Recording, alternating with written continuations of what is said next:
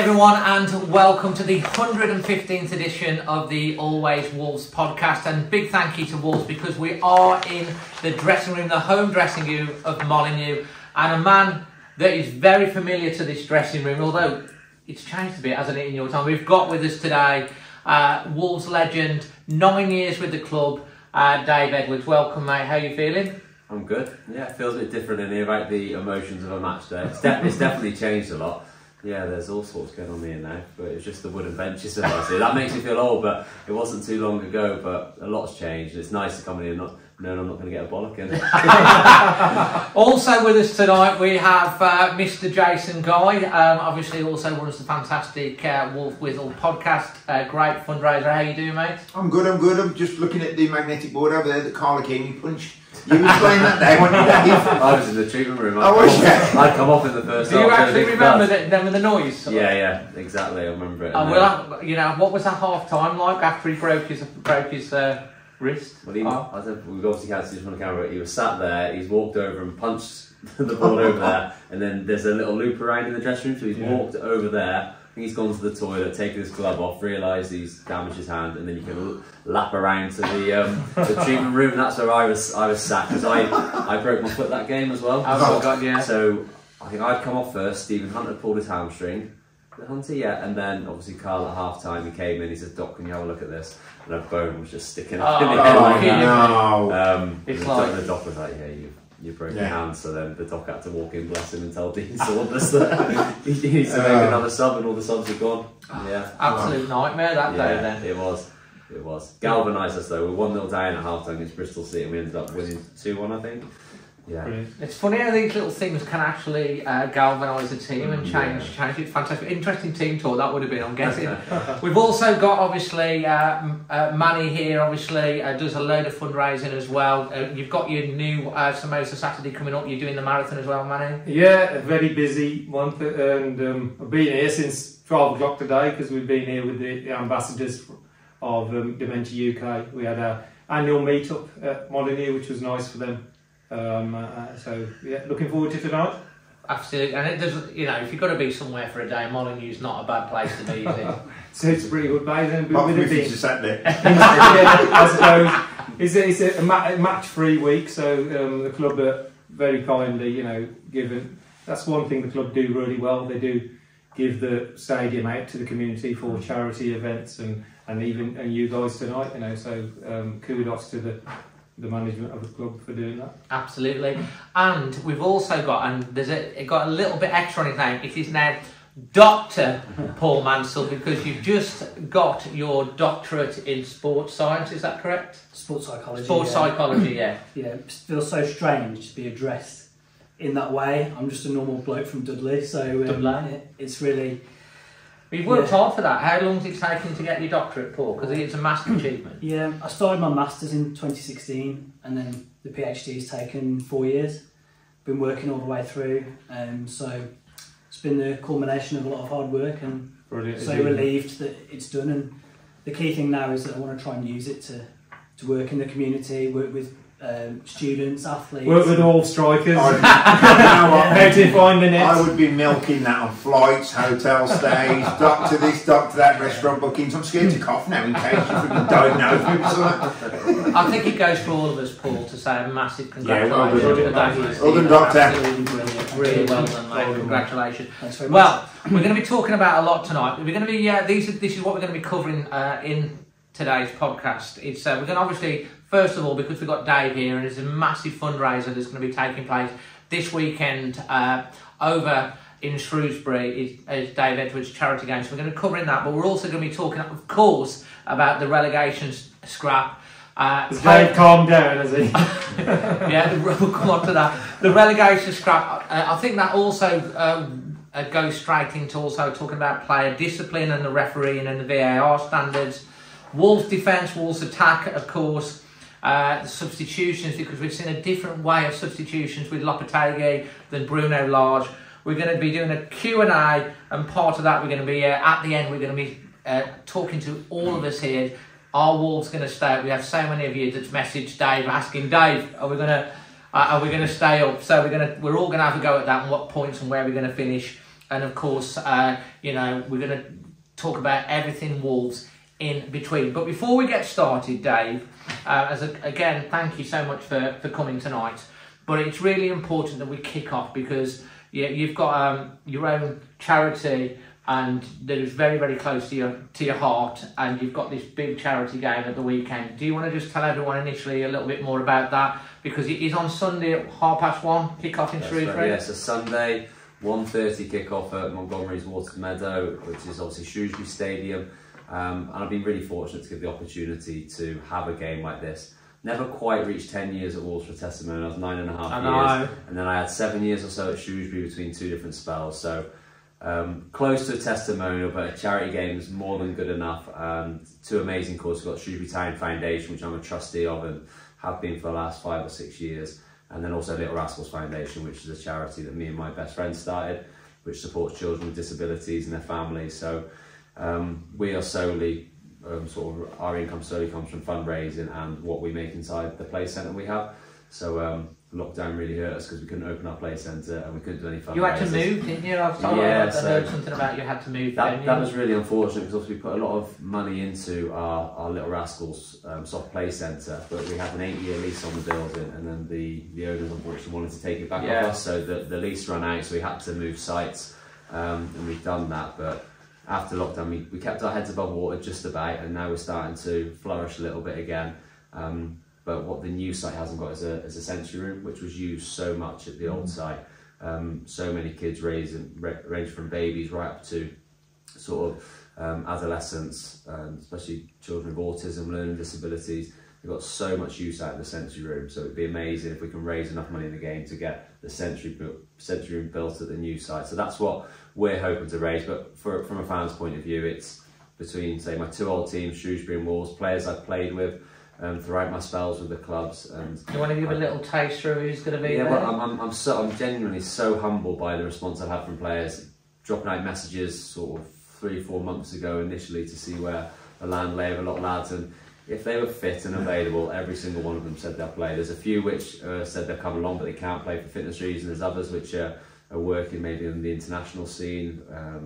I even asked Julian Lescott recently to come along as a bit of an extra, and he was like, I'd love to come, but he's away of England 21. So people have other engagements, but anyone who can make it is doing that, and I'm really humbled by that. So it's proper Wolves legends from that sort of 08 to 2012-13 era, with the addition of Sam Ricketts, who was a little bit later on.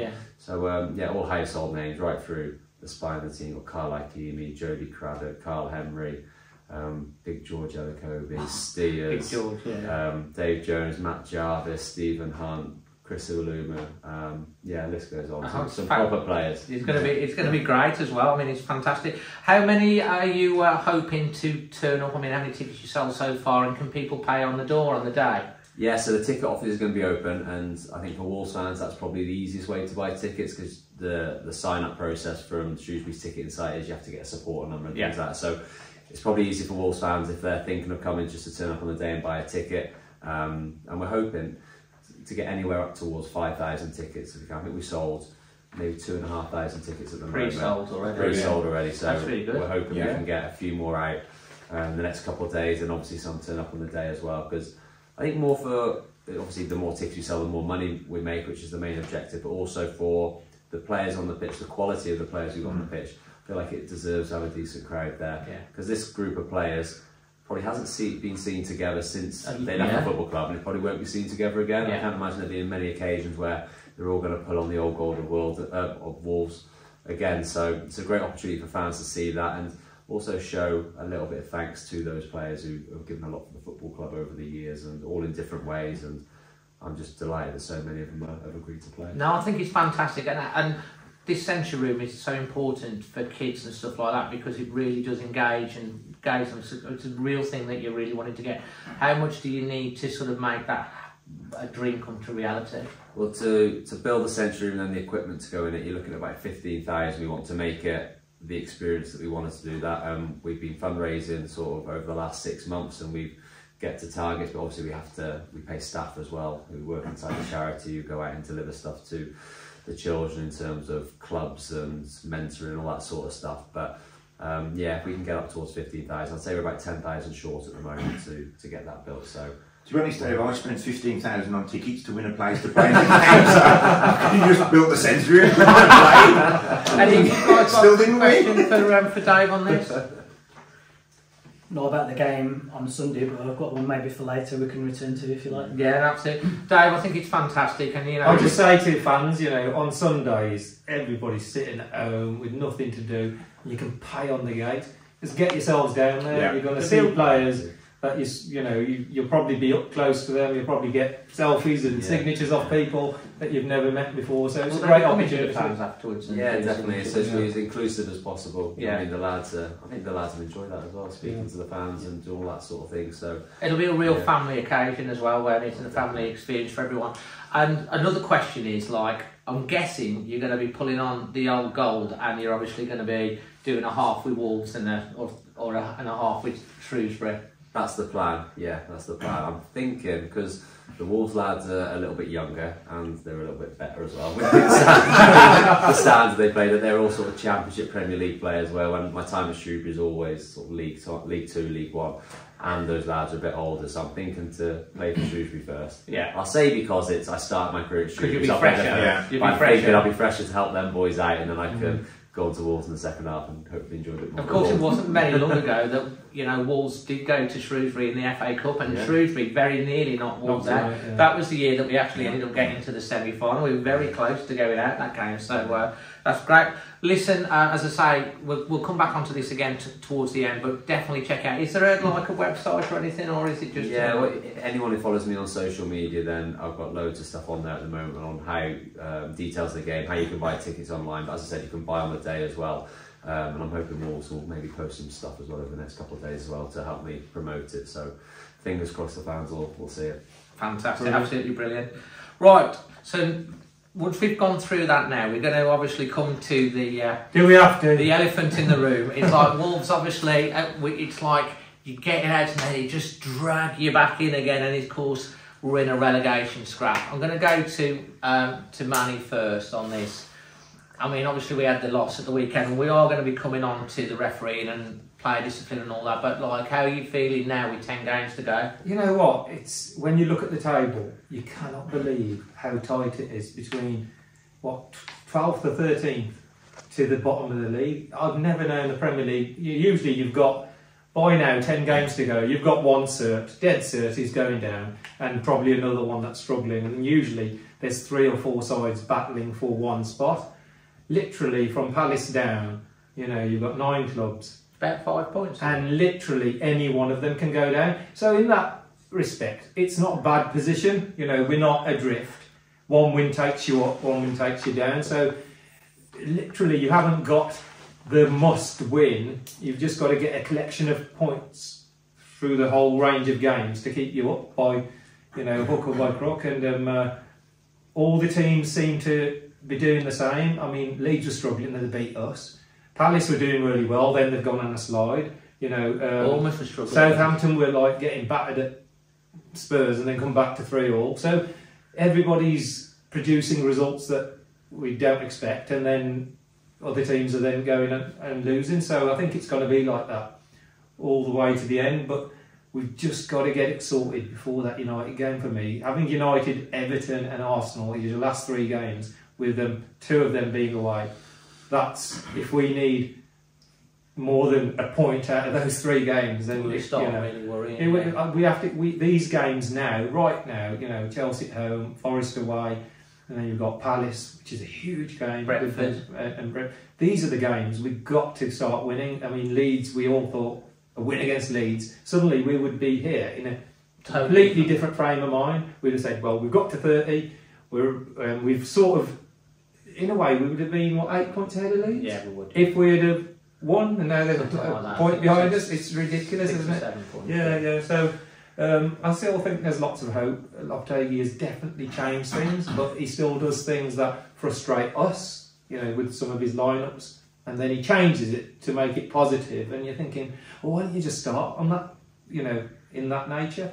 There seems to be an essence on keeping a clean sheet and being strong at the back. But our problem for 3 bloody years we don't score. We've been enough talking goals. about it so many times. And how many times we've mentioned it. And we've got to, scoring goals takes pressure off defences. Of course it does. If a defence knows that if we don't keep a clean sheet, we're not going to get anything today. We could do with one of them midfielders that arrives late in the Yeah, box. yeah, and the scores one that goals. runs Do we know anyone? No. Box to box. Might see one on Sunday. Are you on about David Jones? No, I mean, you make some good points. I mean, on to you on the obviously on the relegation. I know you've sort of been simmering for a little while since the weekend, Paul. Yeah, but I'm trying to retain a sense of perspective because when Lopetegui came in, I think we're on 10 points. Yeah. Rooted to the bottom on Christmas Day, we were bottom. And also, this is against a backdrop of being really poor at the end of last season. So to be 13th now with 10 games to go, everybody would have taken that if you'd have asked them, would you take it at that point? 100%.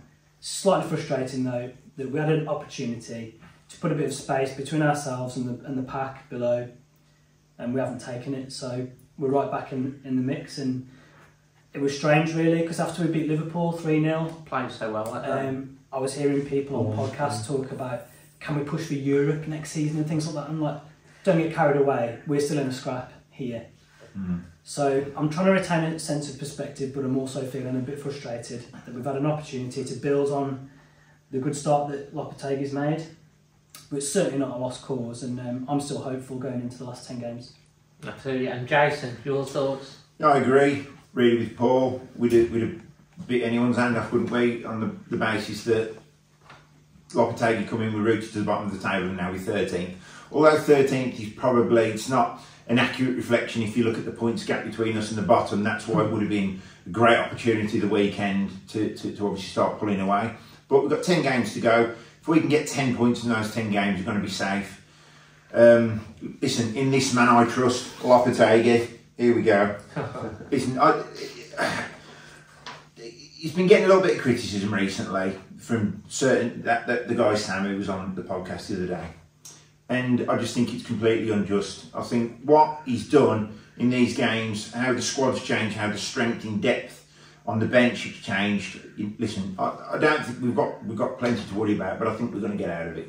Yeah, I'm feeling very positive the fact that Lopetegui's in charge, and I think it's really next season we'll see him come into his own, and when he's got a full pre-season underneath him and he's got a fresh start. I mean, talking about Europe's just ridiculous. I mean, one job at a time. But listen, if we finish 17th this season, it's been an absolute success in my eyes from where he was when he took over. Well, that's kind of been his remit, hasn't it? I mean, you look at the strength of the bench when we start, where we were and where we are now. His remit this year, keep Wolves up, and then he can go again next year. Yeah. Dave, you've probably, been through, you've been in a dressing room when things are not going well and stuff like that. How do you feel the mentality of the players are being? I mean, we're going into an international break now, and coming out of that international out. I mean, how do you think the mentality of the players are going to be at this point? Well, I think this break's actually come at a good time for us. I know people, when you lose a game of football, you want another game quickly. But I just feel like the emotion of the squad at the moment is really heightened, and you saw that at Leeds, you've seen it in other games. I think that's my only worrying factor about Wolves being dragged into this relegation scrap. In terms of the squads from 12th down, I think Wolves got the best squad. I think they're a terrific squad, terrific players. Technically, they'll be fine. Just that one worry about the emotion. You saw it at Leeds on Saturday when things start to go against you, and it comes from the bench initially. Like Lopetegui and his staff are very animated in the way they do things. You saw the subs on the bench as well, then that transcends onto the pitch as well. And I think I've seen it a few times this year. It happens. I think the worst game for Wolves this season was the Bournemouth game. That was an opportunity they could have really pulled away and made that gap and been comfortable. And I thought you saw that in that game when Wolves went 1-0 down early in the second half.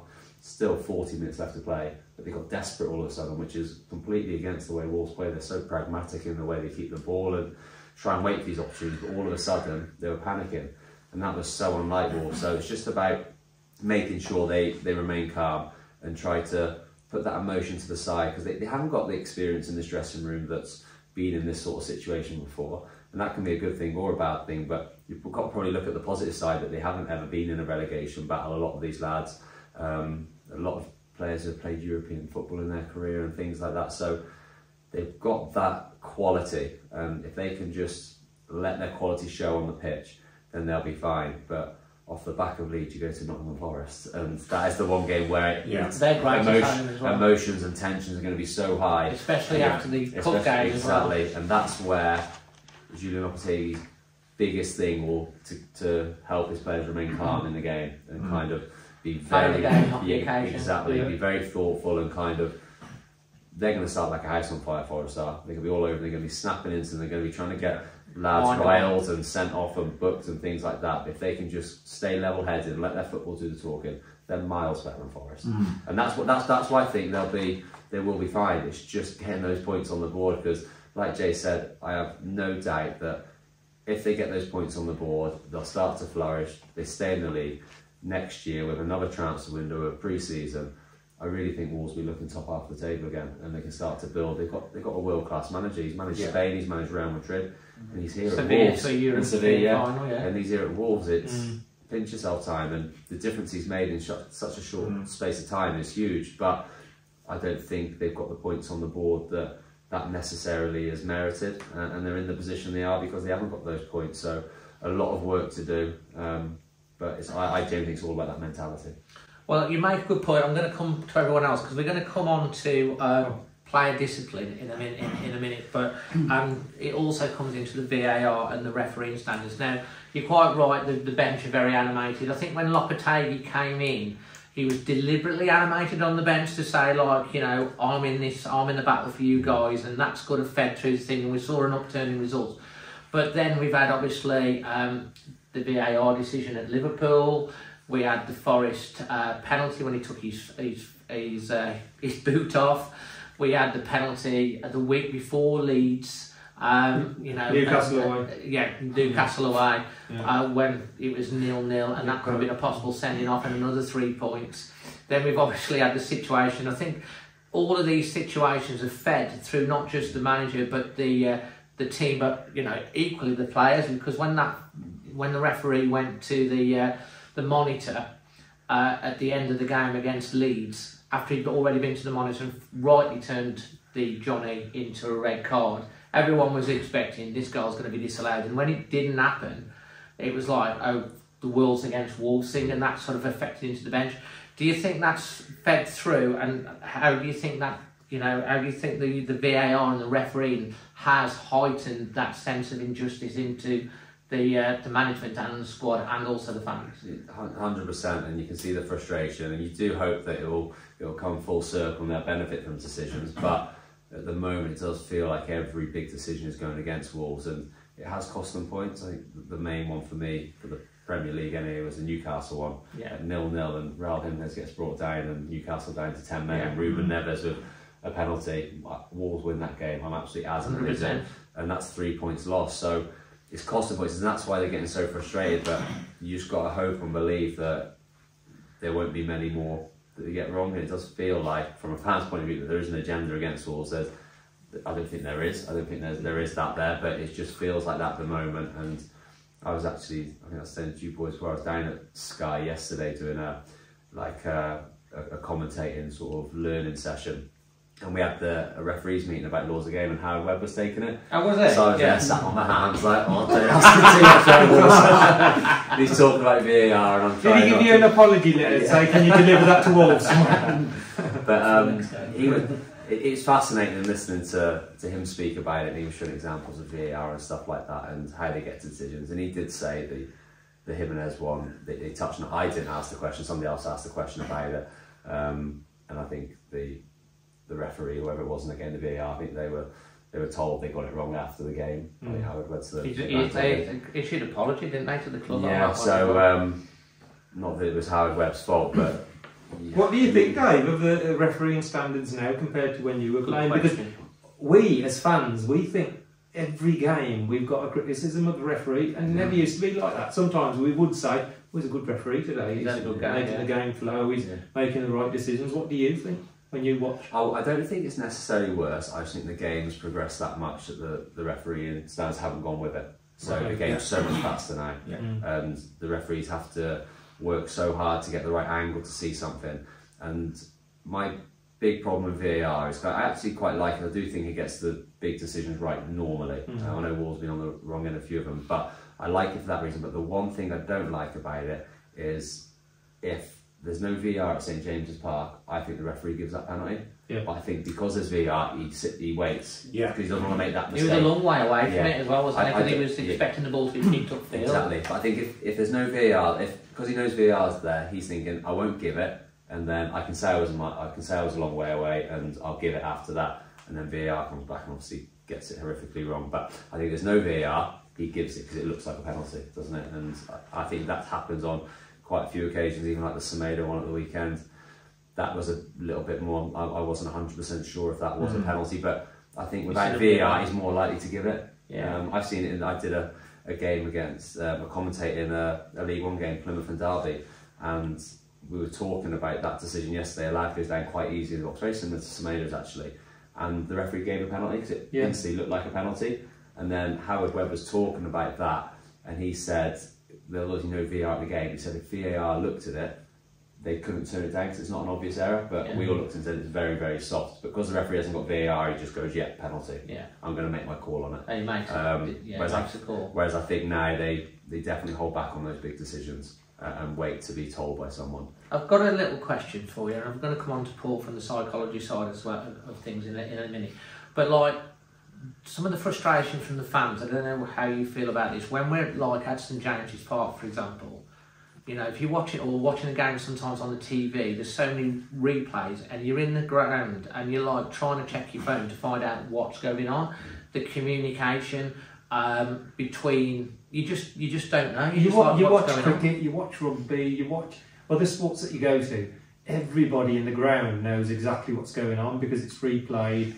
They hear everything, they see everything, and they know the process that's going through. We're checking this now we're checking this. Okay, it's not offside, no foul, stay with your decision. So we all know, and there's no communication. And that makes such a big difference. I'm lucky enough sometimes I'm on the gantry at Molineux and I've got sort of the feed on, and you can hear that conversation and it clarifies it for you straight away. So at least then... You can actually hear the conversation between the VAR, Stockley Park and the ref. So you can't hear the referee, but you can hear the VAR guys will kind of say, checking possible offside, and then they'll go through the angles and things like that. So you can hear that bit of the conversation, you see exactly what they're looking for. Do you ever hear them say, checking club badge? Do you hear them giggling? We've got it again! Go on, do it, just do it. Because, I mean... It's like the Adam deck. The deck. I think a lot of the fans really would appreciate, I'm not on about interviewing referees after the game and stuff like that, you know, turning them into even more celebrities than what they are, but like being able to hear that feed and that conversation, at least then when you're in the stadium you kind of know what they're looking at. Because honestly, for about 2 or 3 minutes at the Newcastle game we were thinking, oh, this is going to get given, it's like, but we didn't know what was happening. And then I really do think they're trying to get to that. I think they're just trying to find the right way to bring it in, how much information they can give out and things like that. I think they really want it, because they've trialled it I think they trialled it in the MLS doing it, and I think it got a big no.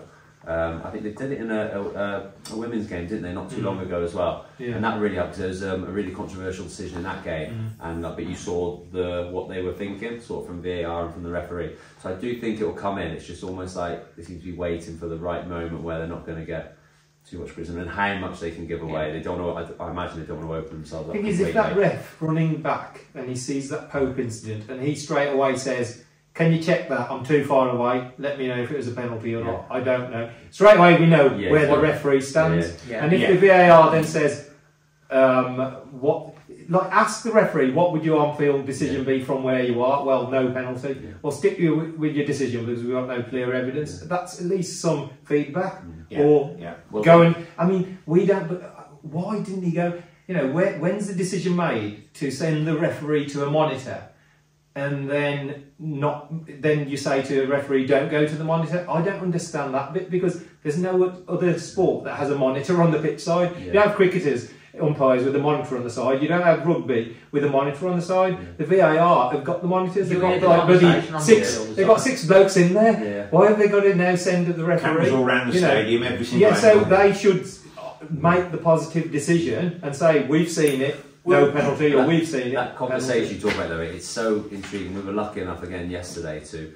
Do you know the real controversial one, the Newcastle Forest goal, which happened? Yeah, that was really really controversial. That Took was 3.5 minutes. But we got to hear the full transcript of what the referee was saying, what the VAR was saying, and you can understand why they've given the decision. Yeah. They still, how I've said, we still think he's got it wrong. He should have made that call because it was about, I think the guy cleared it and they were trying to say, is it a deflection or has he actually made an attempt? Or that horrible offside rule that Wolves got done with on the FA Cup. When they didn't have a camera angle. Yeah, exactly. Apparently. So, but listen to that whole conversation. You can see where they've got to, and then that helps you understand it massively. And it's quite funny, listen to you can hear the referee's feed as well. And obviously you hear the players coming round him. I suppose that's one reason they can't mic everyone up. Because all the players are coming towards him. Yeah. And he's like, I'm trying, like he's trying to listen. I'm trying, just give me a minute, Oh, that's when they do that. He's trying to get the players away. Like, I can't do anything now, so I'm listening, so give me a minute. And you see players keep coming across, like, leave me. And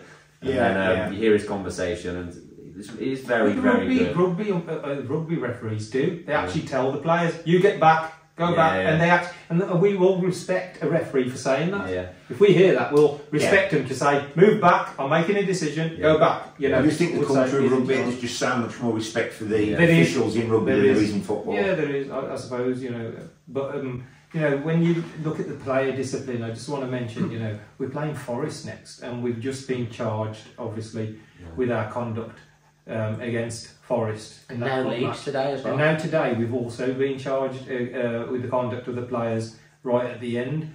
Now referees know this. Referees coming in to manage referee Wolves know that Wolves have got this discipline problem. So that's, we've got to be extra careful. And like Dave's touched, we like the animation because it's passionate. But he's got to have a controlled manner about it because he's leading that animation. So I think it was great to start with. When you're winning, it's great. But now I think we've come to a point now where it's got to a point where we've just got to okay, maybe we see that the decisions are going against us. We're going to have to accept this and not let it affect us mentally. I mean, this coming on to you, Paul, because obviously you just talked about your degree. Your doctorate is sports science. Your doctor? Never mentioned it. You've obviously got some pre-printed I'm sure, you've obviously, studied this sort of stuff. I mean, what's your kind of take on it? Do you mean the player discipline, or and the VAR and the referee and how it's affecting everyone? I think on the psychological side, one thing that is worth saying that often we're the away side when these issues are happening. We haven't had a penalty in front of fans in the Premier League since January 2020. We've had a couple in lockdown where there's no fans, but in front of fans we haven't been given a penalty for over 3 years. Wow. And those decisions that we mentioned, the Nunes one, that was away, the Liverpool one obviously away, the Jimenez one away as well, and the Lemina one, all of those have happened away. And there is that was that you missed out, the Lemina. The third man running yellow card, that's a new rule that got taken. It's been used once and never used again. But, and there is evidence in studies to say that home teams do get favoured, by refereeing decisions, but we don't seem to see it at this end. For some reason, I don't know why. But coming back to the player discipline issue, emotions are part of sport, especially when there's a lot at stake in the Premier League with survival and so on. And ultimately these guys are professionals, and yes, you are going to feel emotional, yes, you are going to feel frustrated, but you've got to plan and prepare that you might feel like that and create a plan in your head. If this happens, then this is how I'm going to react. Is it helpful to surround the referee? Is it helpful to have the whole bench jump up and project that kind of image? I don't think it's helpful. No. I don't think it's helping our cause.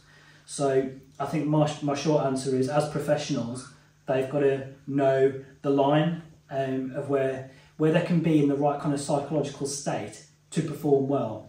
And when they go over that line, it's going to make their performance really drop off quickly. So they've got to take responsibility for their actions over the next few games. It comes back to what you were saying earlier now. They've got to play the game, not the occasion. They've got to believe in their ability and handle. Because you're right, Forest are going to go, right, we're going to get these, we're going to get them, we're going to psych them up, the crowd's going to be rapturous, they know it's a big game. you know, Forest, you know, first year in the Premier League, they're loving it. They're back in the big time, so to speak, and the fans are well up for it as well. And they would allow that first 15 minutes at the City Ground. They've got to deal with that, because you saw in the second half against Forest in the Carabao Cup, we played them off the park, and we probably should have won it. We'd have had that penalty, but then you had the. I mean, you'll know Morgan from his young lad, been with us a very, very long time. You know. He got a bit of stick and stuff like that. He did what he did with the fans and stuff. Kuna followed it all up and stuff like that. All of that following on into this game is going to be sort of like bubbling under the surface, and they've literally got to just not get wound up and then let their football do the talking. Yeah, because the fans as well, like the Wolves fans going there, they'll be full of emotion as well. And it's a huge game for them, and they'll be showing that passion. And it's such a fine line as a footballer when you get onto the pitch that you want to show that passion, but you've got to remain calm, and you're not flying into tackles early on. You're not playing with that sort of fire, rather we say play with fire in your belly but ice in your veins for that moment. And it's hard to do, because I've been to games, I've been so up for it, I'm sort of flying around early on, trying to like take someone down, trying to be. Is there a particular game that comes to mind? Trying to be aggressive. This Sunday. There's a lot more when I was younger. I say I did a lot of stuff with psychologists and things as I got older, and it helped me really be in the moment in games, which I think helps massively. But I say it's such a fine line, because, as Paul said, your performance, once you get those emotions are too heightened and you go past that point, your decision making's all over the place. You actually, your body doesn't feel great. You feel like you're a second late to everything. All those sorts of things. Rather than proactive. Whatever happening from a in your body from a neurological point of view, it doesn't affect it in the right way. So Wolves definitely have the players here who've played in massive games. Look at like Jean Gazzini, Ruben Neves. Those guys they'll be the best players on the pitch on that Saturday. And you just got to wait for that moment. Be competitive, but almost just try and kill that game early on. Take that emotion out of the game. Wolves are a lot better when it's a football match. Big time. Yeah. So that's what they need to do without being out of the game in that first 15 minutes by either doing something silly and getting a few bookings, or sending off or something like that, or conceding a goal. If they can just remain calm in that first 15-20 minutes, then Forest will know then, we're in the right game. We need to kind of, because Forest are going to come out the blocks, aren't they? They're going to be playing with that emotion, that passion. But they have to, because they are not. We're going to have Mulligan Tyre's going to be banging out as they come. They like to sing. Jason, I mean, you know, you mentioned obviously the Lamina thing, and we've talked about obviously the decisions, and Paul's obviously talked about the penalty in front of a crowd since 2020 at Molineux or whatever it is. 6 red cards, okay. Mateus Nunes has now been rescinded, and we've had no sendings off against us this year again. This is another thing, you talk about things balancing themselves out. From everyone's perspective, this is why we think the world's against Wolves and they want us relegated. And you're right, it's a perception, it's just a feeling. When you actually come away in the light of day, you probably say, well, that's probably not right, but it does feel that way, doesn't it, Jason? I mean, you've all made some great points. Forest, I mean, their squad's just, well, they've got a squad of about 50 odd players. They probably don't know. Can't see the wood for the trees. There you go. Listen, they don't know. We've been working on that all day. They don't know whether they're coming or going. In terms of Wolves, have got the quality out there to kill that game off. In the first half, they really have. And they can't let the emotion get taken away with them and Gibbs white in their face, because they will be winding them up. They will be out there to get a soft booking. Argue with the ref. The only thing that disappoints me about Wolves sometimes, especially some of the players, is when they surround the ref, they're in his face, they're gesticulating. Do you know what? In the scheme of things, that's not going to do us any great favours. I was taught when I was playing football at a terrible level, when I was younger, than that, you know, don't moan at the ref, don't get in the ref's face, because they'll start giving decisions against you. I'm sure it doesn't quite work that way in the Premier League. But even so, it's not good to see when players... Well, the referees are human, aren't they? Absolutely, and they are going to work on various emotions. I'm not going to say they're going to start giving decisions against Wolves, but when players are in their face, it must be frustrating. Back to that Lamina decision, I mean, that was just... It was like they had a purge that weekend, wasn't it? Yeah. 3 players go up, booked the 3rd one, and then Lamina, bless him, he almost turned around and walked into it. Did he talk really aggressively? He's like wearing a loud shirt and a built-up area. Yeah, It's like walking on the cracks. And then, obviously, Neves and Martinho got away with it. Poor old Lamina, you know, look, it's just one of them. With regards to the refereeing decisions, let's look at Saturday, for example. Yeah, there were some poor decisions, but also, equally, Wolves, was at fault for 3 of the goals clearly. Wolves defensively were really poor. We can talk about VAR and refs till we're blue in the face. And that's a seamless link, Jason, because that Wolves defence is Well, right next on the there list. you So go, that but kind of waves into that.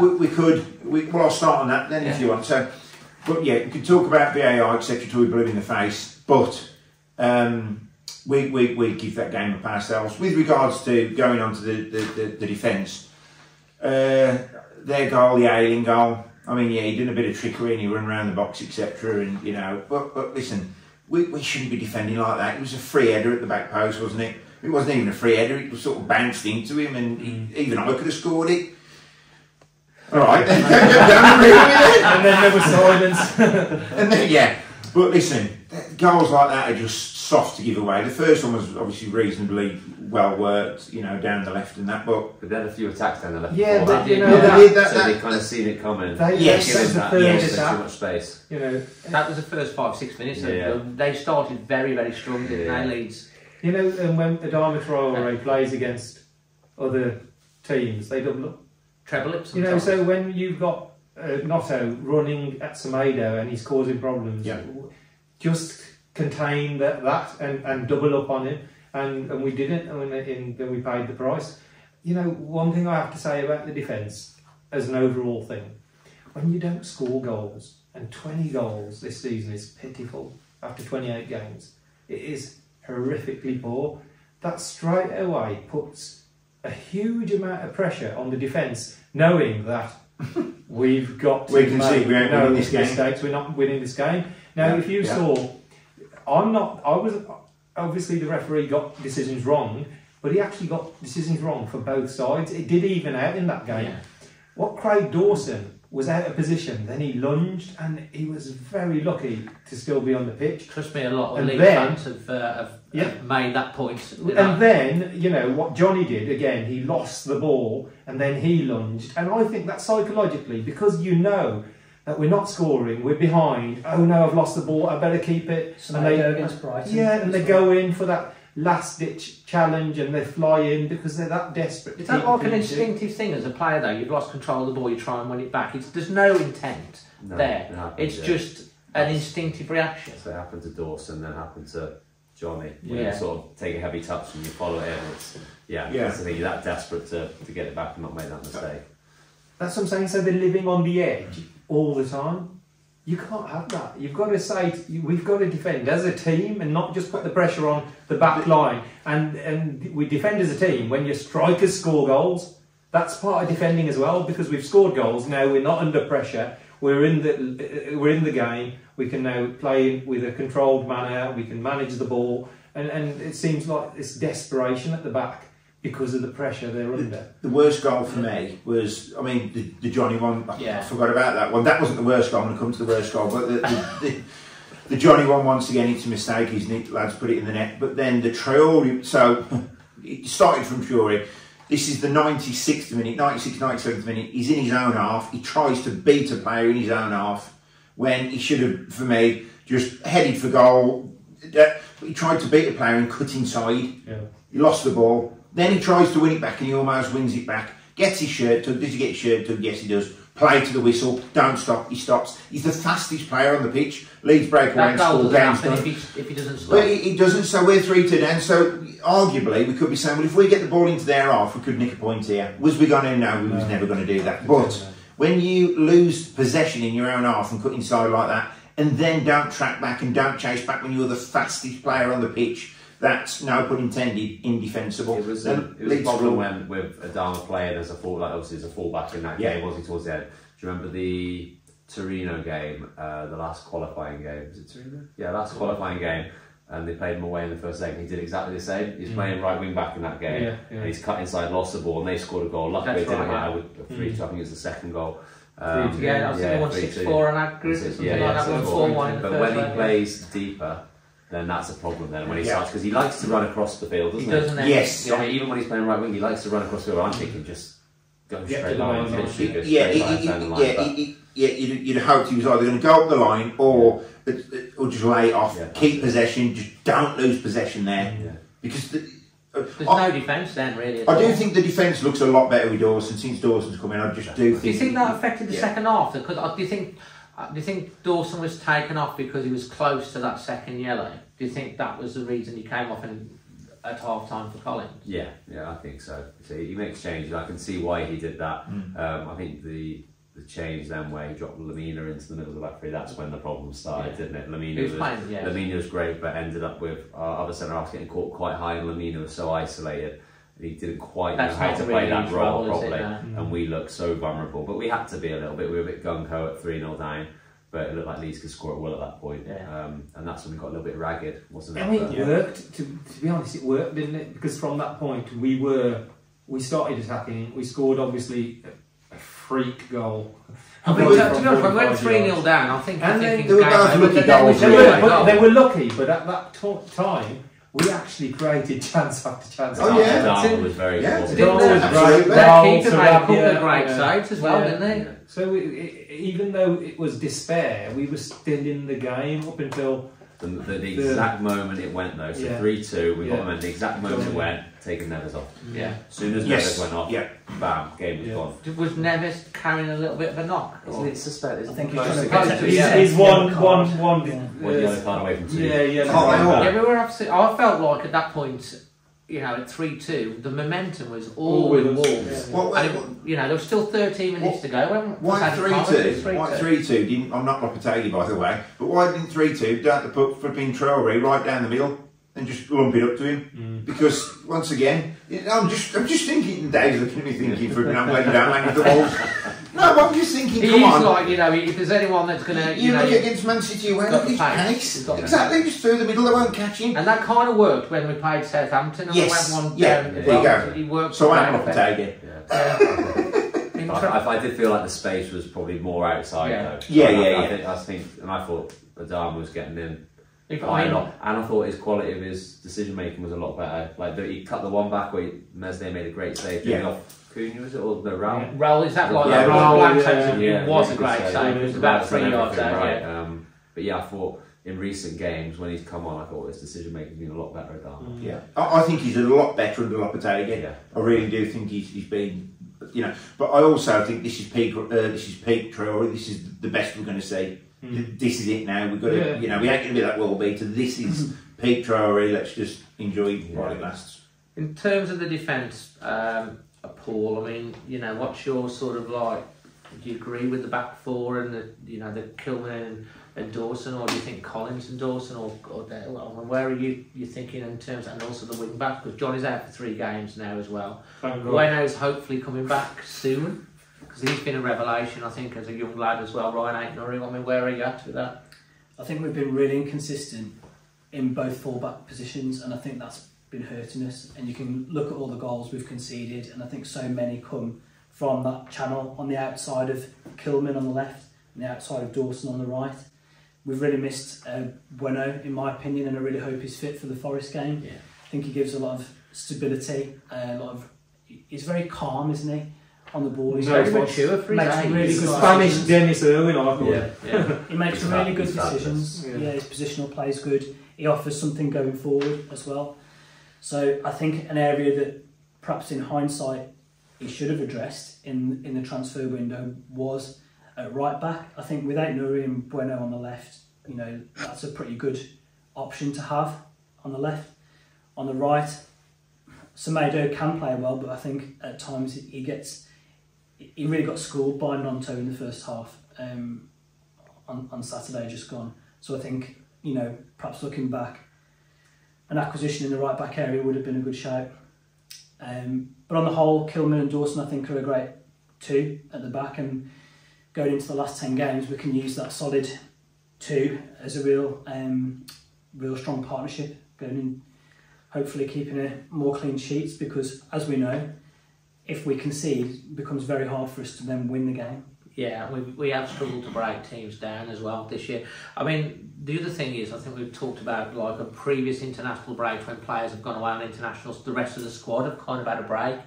I've noticed that they're already back in training, because I'm most of the defence is still there, and I'm sure that's something that Lopetegui is going to be working on with the players that he's got. for this final running. Definitely saw over the World Cup what a difference he made, and a lot of the players wouldn't have been there then. It was key, the timing of his appointment, you know, to have that gap and that break to start his career at Wolves, and that was key to us improving and having that initial impact.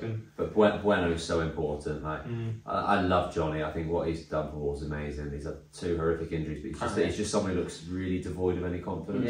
You can see that right from the first minute. He's almost like he's not playing instinctively. He takes a touch and then thinks about his past. Where a couple of years ago, he'd be like, when he was before the you can just see that little bit of indecision in his game, and I hope it comes back. It's going to take a little bit of time, but the fullback areas, I think they've been really unlucky as well, because I think Lopetegui said in January that he obviously got Hugo Bueno and Aït-Nouri at left back. He's got Semedo and Johnny at right back, and then Lembakisa could kind of cover. So he's got 5. He didn't let Lembakisa go out on loan, did he? No. So Lembakisa had a fantastic game at Anfield in the first game. I mean, he was brilliant. And then he had the next game, the return fixture. He looked a bit out of depth. So he had his 5, which you think would last year, but then all of a sudden he's lost. Which is massive. He's our best fullback by far. Johnny, I think he's got potential to be like a world class. He just reminds me of Man City left back. I think he's that sort of player. So losing him's huge. Aït-Nouri's out of favour at the moment, isn't he? Did I not hear he picked up a bit of a knock? Don't know. Lopetegui said he was not in the squad for tactical reasons. He's used that a couple of times, because he used that with Daniel Pedence the other week. And I mean, what do you make of that when you know a player's not injured and then a player's left out for tactical reasons? I mean, if Ryan Aït-Nouri was left out on tactical reasons against Leeds, we haven't got any other natural full-backs, wing-backs on the bench, really. He cost us. I'm sure he would have come on earlier in the game, wouldn't he? Definitely, even before Johnny got that. What do you think of that? Is there another reason? I think he's trying to get a message across to, whether it's Ryan Aït-Nouri or just to the fans, that whatever Ryan Aït-Nouri's doing at the moment is not enough. He obviously had the goal at Newcastle, didn't he, where he didn't track back quick enough in his out position. I think he's just trying to send a bit of a message to try and get a reaction, which managers do all the time. It's just unfortunate as this game won't have really done with him. But he's going to play a huge part in the rest of the season. I'm sure he is. Good player, Aït-Nouri. But he's great as a backup. The amount of times he'll come off the bench, because I think he's brilliant when you might be winning the game. You can bring him on left midfield because he kind of doubles up with Bueno quite well. He's got some pace as well, and he's got a goal in him as well. He's seen a couple of times. So. But Hugo Bueno, getting him back is massive. Absolutely. On the defence as well. You know what? We said Traore's improved under Lopetegui. I actually think so is Nelson Semedo.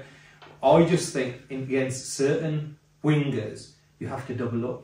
Everyone does it on all the tricky wingers. They double up, they get them out the game, and then they use a different part of their game to attack. And we don't do that, because usually on the right hand side you've got Adama Traore. Adama Traore is the guy you want to keep on the touchline. He's not going to go all the way to the touchline and then all the way back again. And I say to people, I've said this before, I don't think he can run. He can sprint, but he can't run. So he can't run around the pitch all day. But when he explosively sprints, the recovery takes longer. Actually, if you've just gone on a 60-yard sprint, you're out of breath. If you're actually jogging everywhere to your place, you're not. So I think he's the wrong player when we play back 4, because you need your midfielder to track back. When we play a 5 with 2 wing backs, that's where you can say to Traore, you stay on the touchline because we've got cover at the back. So I think you need to give the full-backs support as well. It's not just saying our full-backs are no good. I do think, obviously Semedo initially, I thought he's improved a lot. You can see his quality and stuff like that. He probably should have stopped the cross for the first goal and stuff, and you saw it coming down the left. He lost Ayling, that was his man, he lost him, he was marking him, and he went that way, Ayling went that way. Was it not Joe Gomez that was picking... That's off the corner. Ayling off the corner? Yeah, it was Semedo was marking him. Apparently people say it was joking. No, if you see the video, it's Semedo's run with him, and then Ayling's gone there, and Semedo's gone. I think to be honest, on that game as well, in the first half there was another incident where there's a Leeds player free completely at the back post as well and got taken. Let's move on to the attack, Dave. I'm going to go with Dave first. Do we have to? Yeah. No, not Dave, I'm in the attack. Scoring goals is obviously really important. It's been an issue for quite a while now with Wolves. You know, how are you feeling about Wolves scoring goals? Why the goals are not coming? And we had 23 shots against Leeds. More, they only had 4 shots on target. They scored 4 goals. Why are Wolves not converting these chances? And which players would you, if it was you, would you think are Wolves' best starting 3? Well, I think 4. Yeah, I think the problem why they don't score enough goals, I don't think they attack quick enough when the opposition's disjointed. So you look at some of Wolves' goals this season. You look at the West Ham goal here at Molyneux, breaking quickly off a corner, and West Ham can't get back. And leading up to that goal, every time Wolves got the ball, they were quite slow, quite methodical. Then West Ham get back in their shape, and it's so hard to score when a team. We do it in training all the time. We set up 2 banks of 4 as like a defensive 4 and a midfield 4. You get 10 players against you and say try and score. It's almost impossible because you defend your box. It's going to take something miraculous to do it. So to try and hurt them when they're out of position, whether that is either doing it quickly on a counter attack or whether it's switching play quickly, ball speed. So when you move the ball side to side, it has to be quick to try and pull them apart a little bit and then have an incisive pass. Look at Man City do it. They don't really counter attack too much. I know it's different with Haaland now, but they don't counter attack quickly. But they move the ball so quickly from side to side. And as the opposition is horrible in midfield, you're going that way, you're going that way. And then when there's a split moment where you haven't quite got across enough, they play that inside run, so the outside run from the winger or the number 8 for Man City, and the straight pass, and it kills them.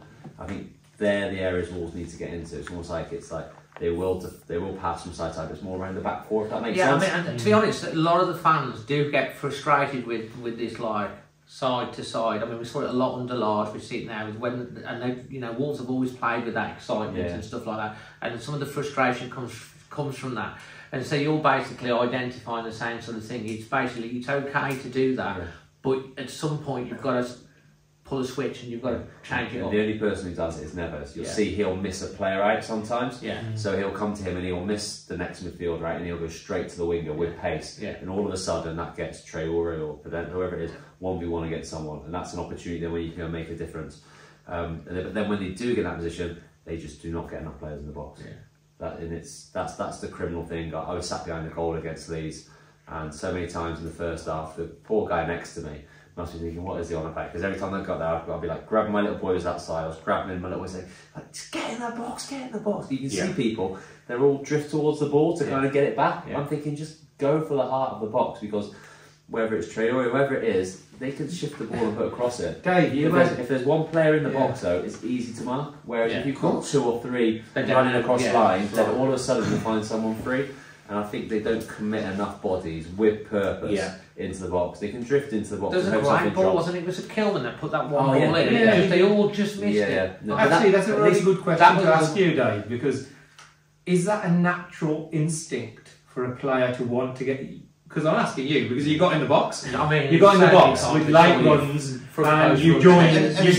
As opposed to a player like Carl Henry who didn't. You know what I mean? So is that something that you had in your makeup, or is that a manager saying to you, "I want you to do that"? No, that was in my mate. All the lads, all the midfielders towards now are very technical players. They will naturally want to go and get the ball. I wasn't a technical player. I was very. My anticipation was probably the best part of my game. I thought both defensively and attacking. I could kind of feel where the ball was going to go and try and get there first. And I kind of felt I always did that. But the Wolves midfielders, they're all very much more playmakers, so they want to go and get the ball to feet and move. I was hoping Mateus Nunes would be the one. That's what we were all hoping for. And he did that at the start, didn't he? Do you think he's playing in the right position now, Dave? He's such a wonderful footballer. I watch him, I think, wow, you have got everything. Sometimes the way he makes space and stuff for him, he'll have 2 or 3 on him and he will just create space. But he likes to play him on the left-hand side. Do you think that's the strongest position for Mateus Nunes? It's not the strongest position for him, no, but I think to serve a purpose, which will take me on to what my starting players would be, I think you can't leave Neves and Lemina out. I think they have to play. I think Lemina frees up Neves a little bit to get and influence the game a bit higher up the pitch. I think Lemina's been amazing since he's come in. And then you bring that different dimension out in Ruben's game where he can maybe go and affect the game higher up the pitch and pick that pass or that cross. And Mateus Nunes works well on that left to serve the purpose, and I would say I would go to that now, personally, and I would play Cunha off Raul, and then I'd play Cunha as a 10. As a 10, I'd play Sarabia or Adama on the right, depending. It must be horrible for Adama because he's obviously such a better impact player. But obviously every footballer wants to start, so it's difficult. And I don't. And if Sarabia plays on that right hand side, you have to have Semedo bombing past him because he's always going to come in on his left foot. But I really like Cunha playing as a 10. I think he drifts into pockets which are so hard to mark. You see centre backs, even when he plays as a 9 up front of his own, he'll still drop into that hole. And you can see centre backs, it's like this line there, they're thinking, if I go all the way and then I'm tight to him and the ball goes and someone's made a late run, so you prefer to naturally be a bit more cautious and stay where you are. He gets the ball in the pocket, he turns, but we've never really have anything them running past him, which has been the problem. Whereas I feel if you play Raul ahead of him and then you have, I think Mateus Nunes, he's good enough to play out there because he's got wonderful ability. You just want to grab a game by the scruff of the neck. He just drifts in and out a bit too much at the moment, doesn't he? Maybe he's just getting used to the Premier League. But then if you add, I think if Adama is playing well, I'd play him out on that right hand side and just say, you stay wide and we will get you the ball. Just stay wide and you get the ball out wide, cross the ball. And if you've got Cunha and Jimenez in the box and possibly Neves arriving on the edge of the box. I think I noticed that against Newcastle when they was in wide positions, the amount of bodies that was in the box was frightening, and you could tell it was stretching the Wolves' defence. And then Wolves attack, and they're aiming at one player in the box. And like I said, Dave, it's so easy to mark when there's one player there to mark, and I think that's part of the problem. How many goals are we having coming from crosses? But Raul's always competing with 2 players, whereas if you imagine a midfielder or the opposite wide man, if they run across that first centre half, if it's under hit, great. I always kind of used to make that run because if it's under hit, great, I'll get there. But if it doesn't, he's come with me, then all of a sudden it's a 1v1 behind. And if the striker gambles in front or behind, there's a 50-50 chance he's going to get it. So if he goes in front, he goes over his head. We're a bit unlucky. We hope the wide. Was that something like that when you were playing? It was like, Dave, we want you doing that type of thing, or you just instinctive? Well, it was always someone has to get across the front. That's like it is usually the striker, but I used to like making that run. So you scored a lot of goals. The Leeds winner. How many goals did you score making that run to the near post with the header? It's probably because it's an easier. I used to do it because it's an easier header. You just let it hit your head. Whereas I was generally never very good at competing for a header. So if I'm in the middle of the box and I'm jumping with a centre half and I'm from a standing start, I'm not great in that situation. I'm kind of better at just trying to time across it and just get in front where they don't see you coming and getting across. But if you have more runners in the box, I say it will free up. Raul will get so many more chances. If he's a number 9 and he's going to stand in the middle of the box and he has someone running across the front of him, taking the first defender out of the way, then he'll be competing. You saw, I think it was one of the other a recent game where he did get above his man and have a header. He did, It was at home, wasn't it? Was it the last game? It was a good save. It was like he almost headed it too well. It's against Tottenham, so good example. The amount of goals you saw Raul score at the back post when Adama was hanging it up in the sort of first couple of years.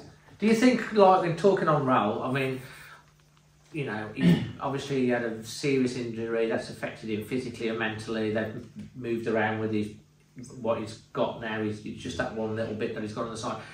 He was unlucky again at the weekend. It was a good save. Do you think he's just that one goal away from just getting, once he gets one, a fuel call? Definitely. I thought Raul was done at Wolves before Christmas. I thought he looked disinterested. His form wasn't great.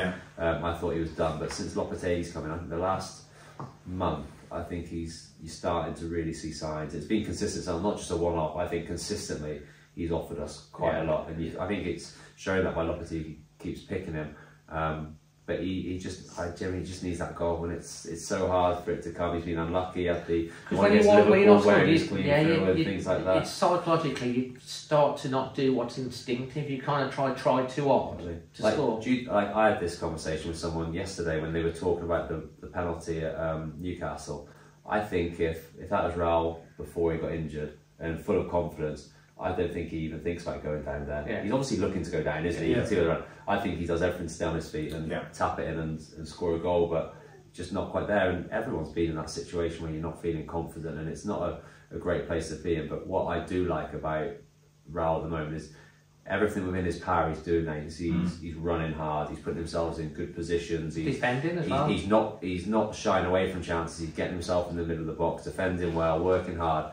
And when you do that for a long enough time, things turn for you. Well, he created the Traore goal, didn't he? Yeah. As well, I mean, that was just, I thought that was a really good assist from him, and I thought He's that was always good been for his good at bringing confidence. He people was in. unbelievable that second half. Yeah, he was. I thought that was so good for his confidence, and if he gets a goal, I can see him. Yeah, and I think we all fans want would that. love him to do it, wouldn't they? They would absolutely love it for him to get going again, and I really hope he does, because that season when he was on fire, I think I was looking at some stats the other day. It was 55 games he played one season, 27 goals, 10 assists. Loads of, Just and like that outrageous. Traore role. And Jota as Jota, well. Whoever played Jota it, was key, you know, that match against Spurs showed us some hope when Cunha came on, and something that people probably aren't aware of, Wolves have scored one goal every 114 minutes this season. He does When- come out with some stuff. When Cunha plays, for the minutes he's been on the pitch, we've scored a goal every 42 minutes. So this is what frustrates people, because yes, he's had injury problems, but when we play that system where we've got somebody playing off role, we create more chances, and invariably you score more goals. That second half against Spurs, when he played that Cunha off role, that ball that Raul put in for Cunha when he missed it, and Raul getting space for that header because Cunha's there in the box with him, we were creating chance after chance. Second half against Leeds, we're creating chance after chance, and this is frustrating for me.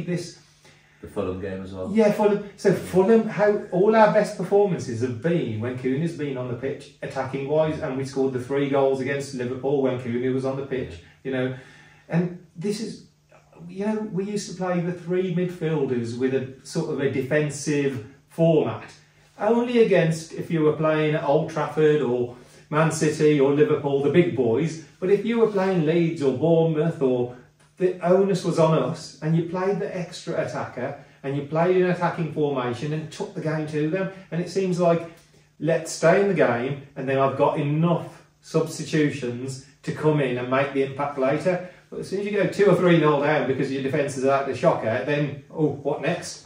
And this is what frustrates fans, is the lineup he picks, everybody's shaking their heads, and then he makes the changes and we're thinking, yes, that's what you should have done. So I just think we need to play with that attacking intent. What's your front three, Matt? My front 4, it's not front 3. You're going 4-2-3-1. You know what?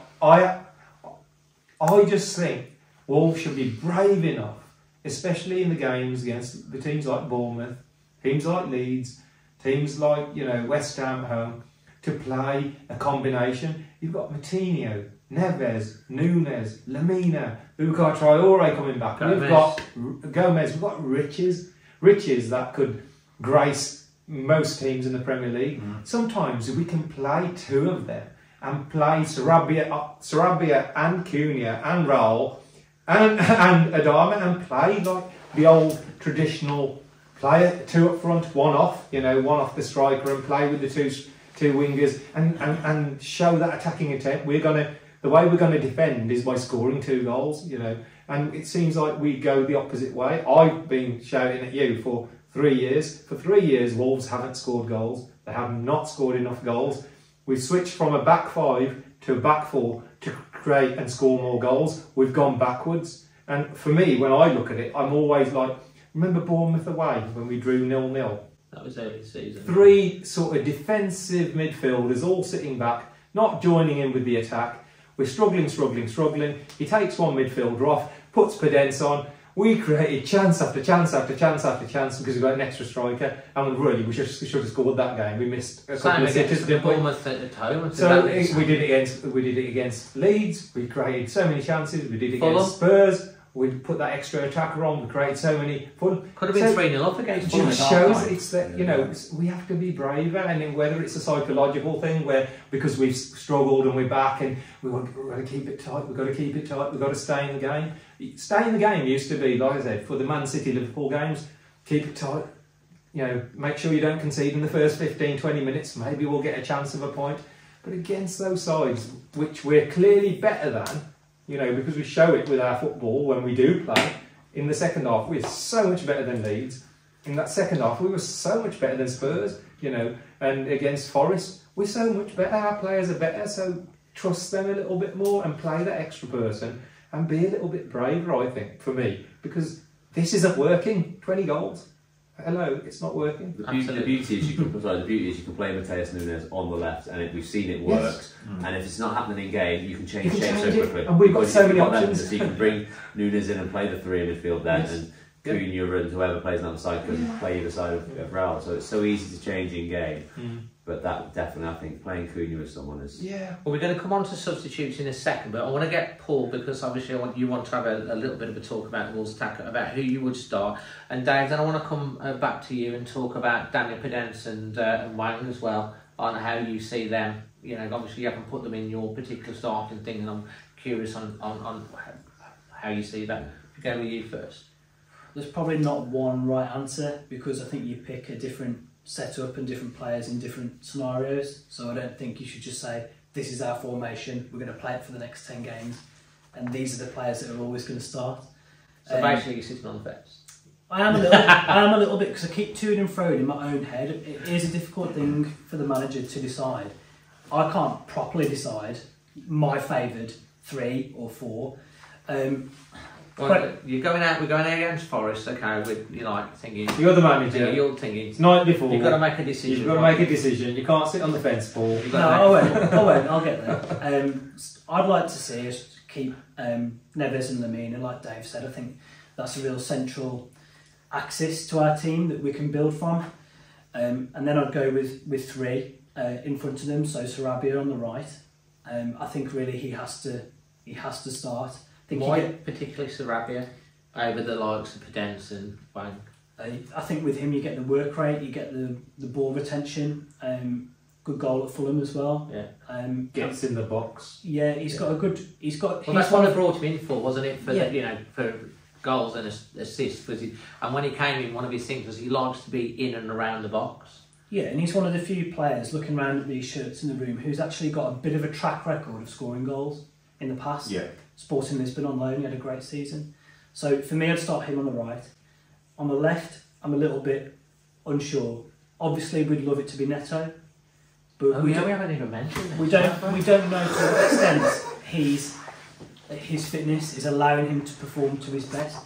I don't. This is probably an point that I did want to make. I don't want to see him on the right. His strength is all left foot, going past the player, getting the ball in. So I think he's playing with his hands tied if he's on the right. So if he's fit, I'd go with him on the left, and I'd play Cunha off Jimenez. So 4-2-3-1. But I think we have got a lot of options that we can be flexible, and I do like the Nunes idea. He can be so hard to pick up coming from that left position. At least you saw his live passion. Although I know he got sent off and it's got rescinded. He showed the supporters that he cares, so that's a positive. Yeah, and from those positions he can pick the ball up still fairly deep, not out left on the touchline, and drive with the ball and get in the box, because that's his game for me. Not sat in front of the back 4. Because we haven't really seen a complete performance from Nunes. He's come in, very highly rated. Was it Pep that said he's one of the best midfielders in the world? But we've only seen these things. Put the kiss of death on him, didn't they, Pep Guardiola? So for me, with that formation, it allows you to play in partnerships all over the pitch. Your right back with your right midfielder, your left back with your left midfielder, the 2 central midfielders, the 2 centre halves, and the 2 kind of forwards. And I think that's good because you need combinations to create goals. Fantastic. Dave, just to finish this segment before we go on to the substitutions and then Q&A, Pedro Neto, Wang, Daniel Pedence, who's funnily enough our top scorer at the moment. Where do you see these players? Pedence can frustrate, but then he can pull out a bit of brilliance and make something happen.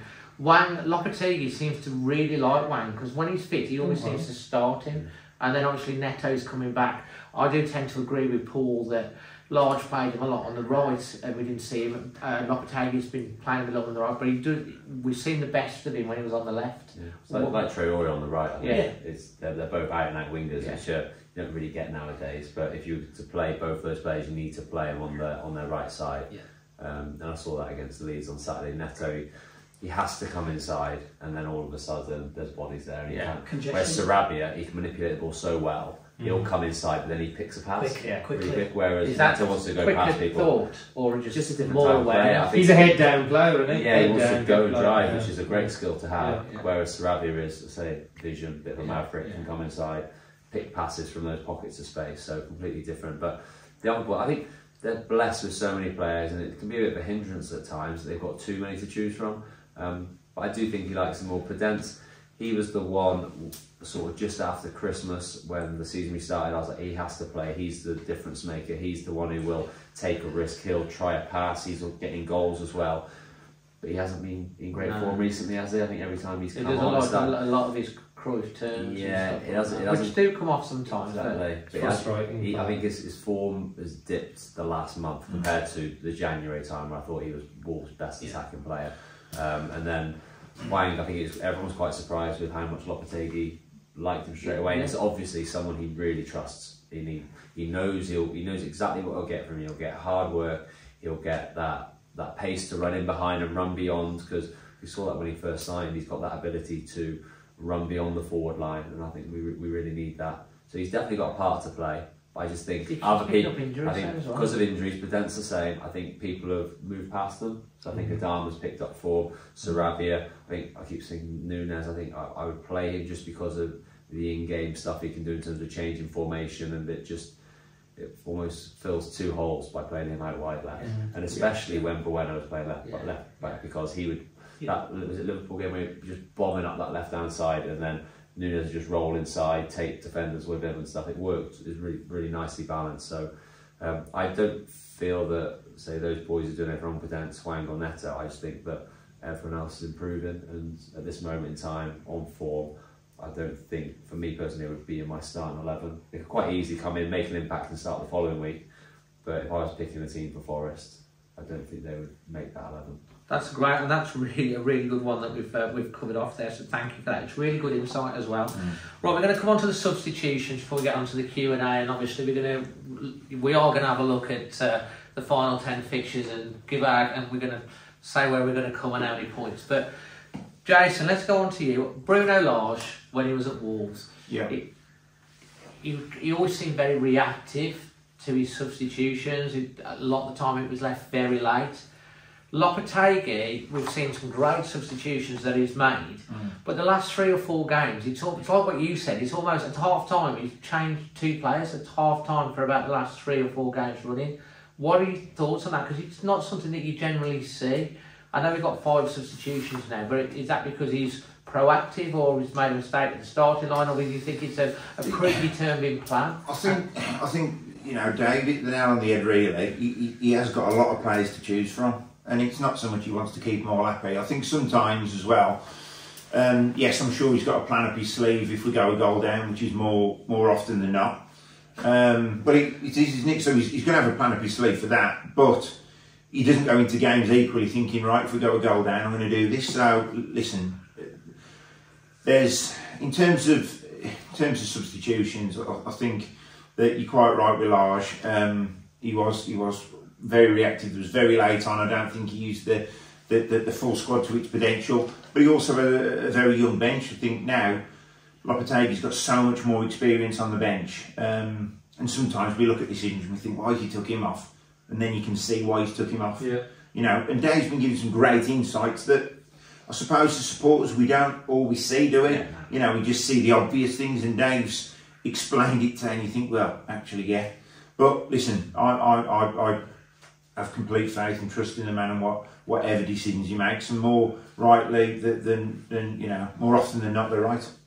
Absolutely. Manny? Yeah, usually, when you have a substitute, you've only got 1 or 2 players on the bench that are probably at the same level as the first 11. What Wolves have got is now suddenly 5 or 6 players on the bench that won't take the level of our first 11 down. So that's a freedom that he's got.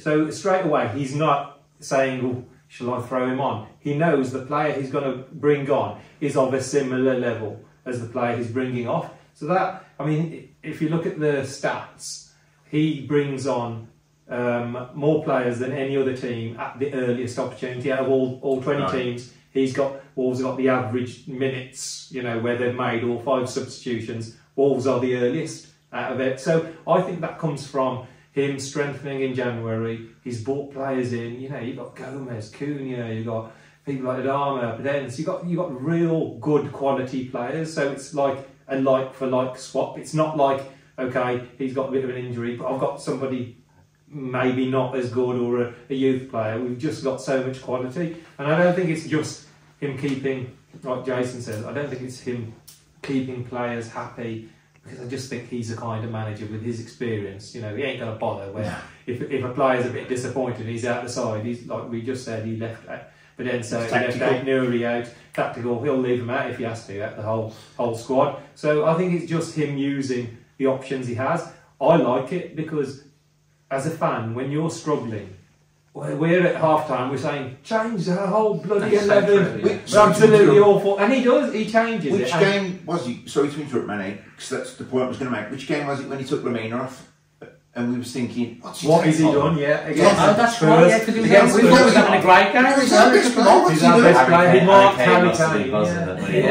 Coming out second half. Where's he going to mark him, wasn't he? Oh, I've never seen anything like it. But he did, unbelievable. If you look at the Southampton, such a crucial game. We were 1-0 down, we were down to 10 men, we were all fearing the worst. And then he went bang, Adama, Costa, change the game.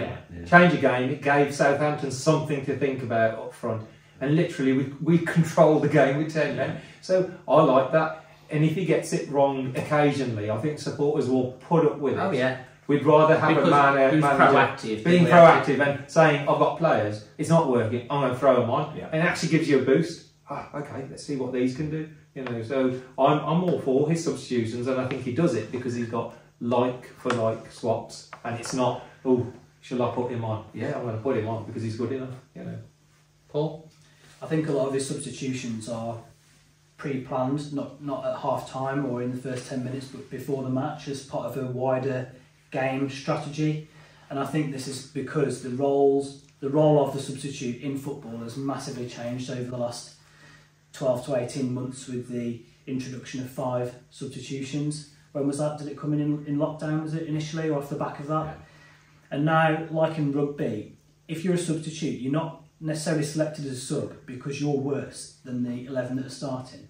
You're selected because you can have a role in the last 30 minutes, the last 20 minutes of the game. And in rugby, they call them finishers, don't they? Now. And I think we're seeing that creep into football, and I think Lopetegui knows that, and I think that he tries to use it.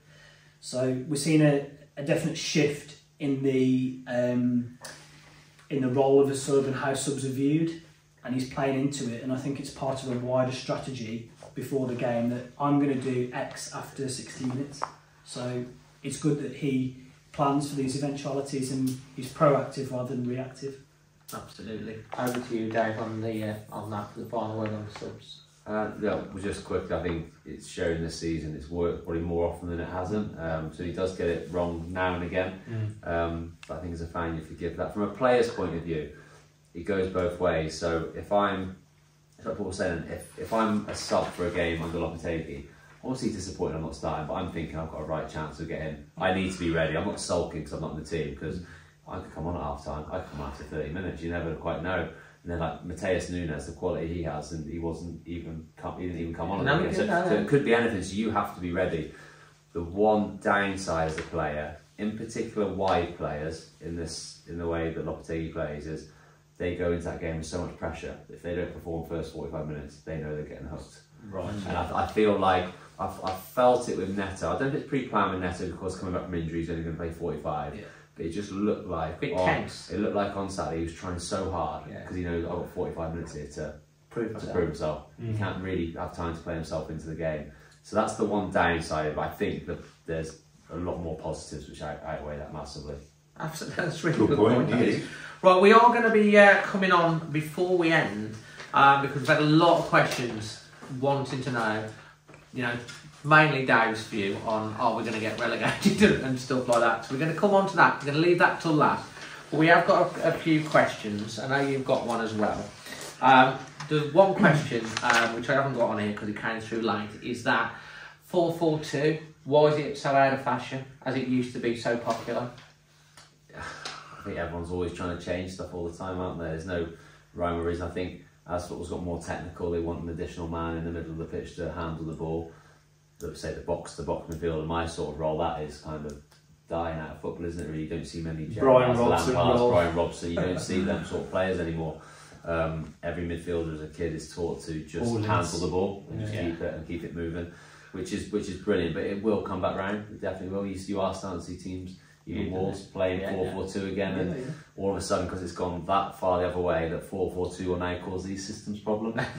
Whereas back then you were looking at trying to get players in between the lines of, if you're playing against a 4-4-2, can we get players in between the lines to cause problems? It's very rigid. Yeah. Whereas now you see it going the other way completely. And I think Bournemouth were probably the first team to go back into it when they had that really good spell under Eddie Howe. They played 4-4-2, a little bit different to the old school 4-4-2. They had their wings were quite narrow and roll inside, but they were the first team to really come back and do it again. But it will go full circle, and I think in the next 10-15 years we'll be talking about all sorts of why don't we play 4-3-3 Erling Haaland needs a partner, doesn't he? Question for you now. If you had to pick a favourite goal for Wolves, what would it be and why? That's Dan Verder's. that I've scored, or just that my favourite Wolves goal is? Well, I'll tell you what, we'll do both. Your favourite goal that you've scored and your favourite Wolves goal, how's that? Yeah, so my favourite goal was my goal against Leeds, sort of in terms of just raw emotion and getting us in. We were just on the edge of the playoff picture, weren't we? Easter Monday, full house. Weather was brilliant. I came on at 3-1 up to see the game out. We were 3-3 very quickly. I think that's gone down. There's a finisher when they're Why is it always against Leeds at these crazy games? I know, so I thought I'd come on and just messed it up. And then getting that chance late on. I remember I made loads of runs into the box, sort of leading up to that. But like I say, sometimes it just doesn't quite come to you. It misses you out and hope someone else is on the ball, but it didn't quite come to me. And the one occasion, I remember it vividly now, I had Benik in the box to me. I usually make that run to the front post. And I've gone to make that run, I've gone, and then the ball's kind of not come in and it's been recycled again. So then I've come back and I remember going to Benik saying, you make that run. So Benik's made the run, just as I said, well, he made the run, he's taken the first defender with me, and then I'm able to just kind of come back off the ball a little bit. And I had that yard of space because Benik had made that run straight away. And then it was the ball in by Kevin. Like what you referred to. The ball in by Kevin McDonald was unbelievable. He was such a good player. He was such a good player. And it was, again, one of my favourite headers where you don't need to do a lot with it. It's just just guide all the powers on the ball, just guide it. And it was that moment where you get it now and again where as soon as you head it, you just know it's you can see the net ball. The keeper's never getting there. Does it feel like slow motion? Like as soon as it hits my head, I've looked. I think I'm celebrating because I'm already thinking about brilliant. And then obviously 88th minute, South Bank. It was just. It's the last time we scored a header in the South. That's another stat. Yes, that was my own favourite. And then my favourite goal, not from my time being at Wolves, but my favourite goal that I saw on telly when I was at Reading was Ruben's goal against Derby. You were watching that? Yeah. It was just amazing. It was amazing. I'd just gone to pick my my wife and son up. They'd come up on they come down to Reading on the train. So I'd gone to pick them up, and we were driving back to. I had it on in the car. We were driving back to the radio. Yeah. So I was driving back to my apartment in Reading, and I was listening to it, and he just scored as I was just pulling in to the house. And the comment was like, "Oh my God, you've never seen anything like it! It's the best goal I've ever seen." So I'm literally running upstairs and Not even speak to the missus. And I'd left the game on when I went to the place to the train station. So I got upstairs just as the celebration finished. I remember winding it back and writing it right back. And my son's like, "You've got to watch this. You've got to watch this," even before we knew what the goal was going to be like. But that was amazing. I would love to be in the South. He was so humble about it when he Ruben Neves as well. He said, "Well, I had to shoot because I had a bad first miscontrolled it. Well, if you actually look in the background of the fans in the South Bank, it's like that. Yeah. Oh my God! You see a few fans like put their hands on their heads, don't they, as well? It's like, what it was just. I mean, everyone was clapping, even the Derby fans and everything. It was. In fact, it's coming up to the anniversary. It is, yeah. I mean, you know what? It's the kind of goal you can watch again and again and again, and it feels like the First emotion. time you watch it. It's like the first time you're watching it. Every time you watch it, And even I think the type of, it was obviously a night game, and it was like Yeah. misty, Yeah. wasn't it, and Yeah. stuff like. I just thought it was just all. We saw it from obviously in the North Bank, and it was kind of seeing that trajectory from that thing, and it was like everyone was just. I mean, even now it's going to be one of the all-time greatest. the funny thing is, Yeah. he went on Soccer AM with Jimmy Bullard. He reproduced And it. reproduced it twice and did it twice. And Jimmy Bullard, how do you do that again? Top bins as well. Right, next one for you. Obviously, we're talking about there's going to be a lot of Wolves legends that are going to be on the pitch on Sunday. We're going to come back obviously to that to finish off on. But like, if you could play alongside a legend from the past, maybe it's the 50s, 60s, 70s team, whatever, or in the maybe one from the past and one from Could be international. from this team. Who would you like to play a Wolves legend?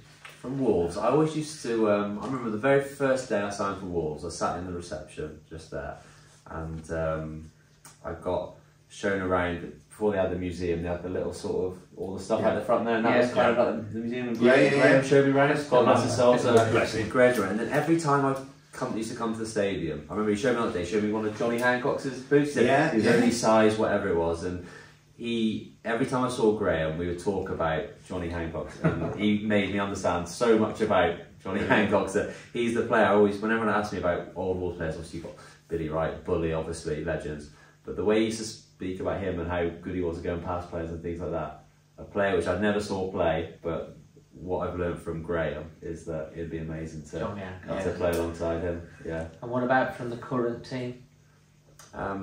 If you were in this team now, I mean, like, I'd have to say Ruben. Like, I was lucky enough to share the training. I played a few pre-season games with Ruben when I was still here, and you can see how good he was then. But he has just got, he could be. No glancing headers against. Well, do Leeds you in the even last like a thought like back then when he came? Obviously, he came from Porto, captain of Porto, youngest captain or something in the Champions League, coming to Wolves in the Premier League. Obviously, he was a young man then, 19, Championship, and from the Championship to the Championship, young man.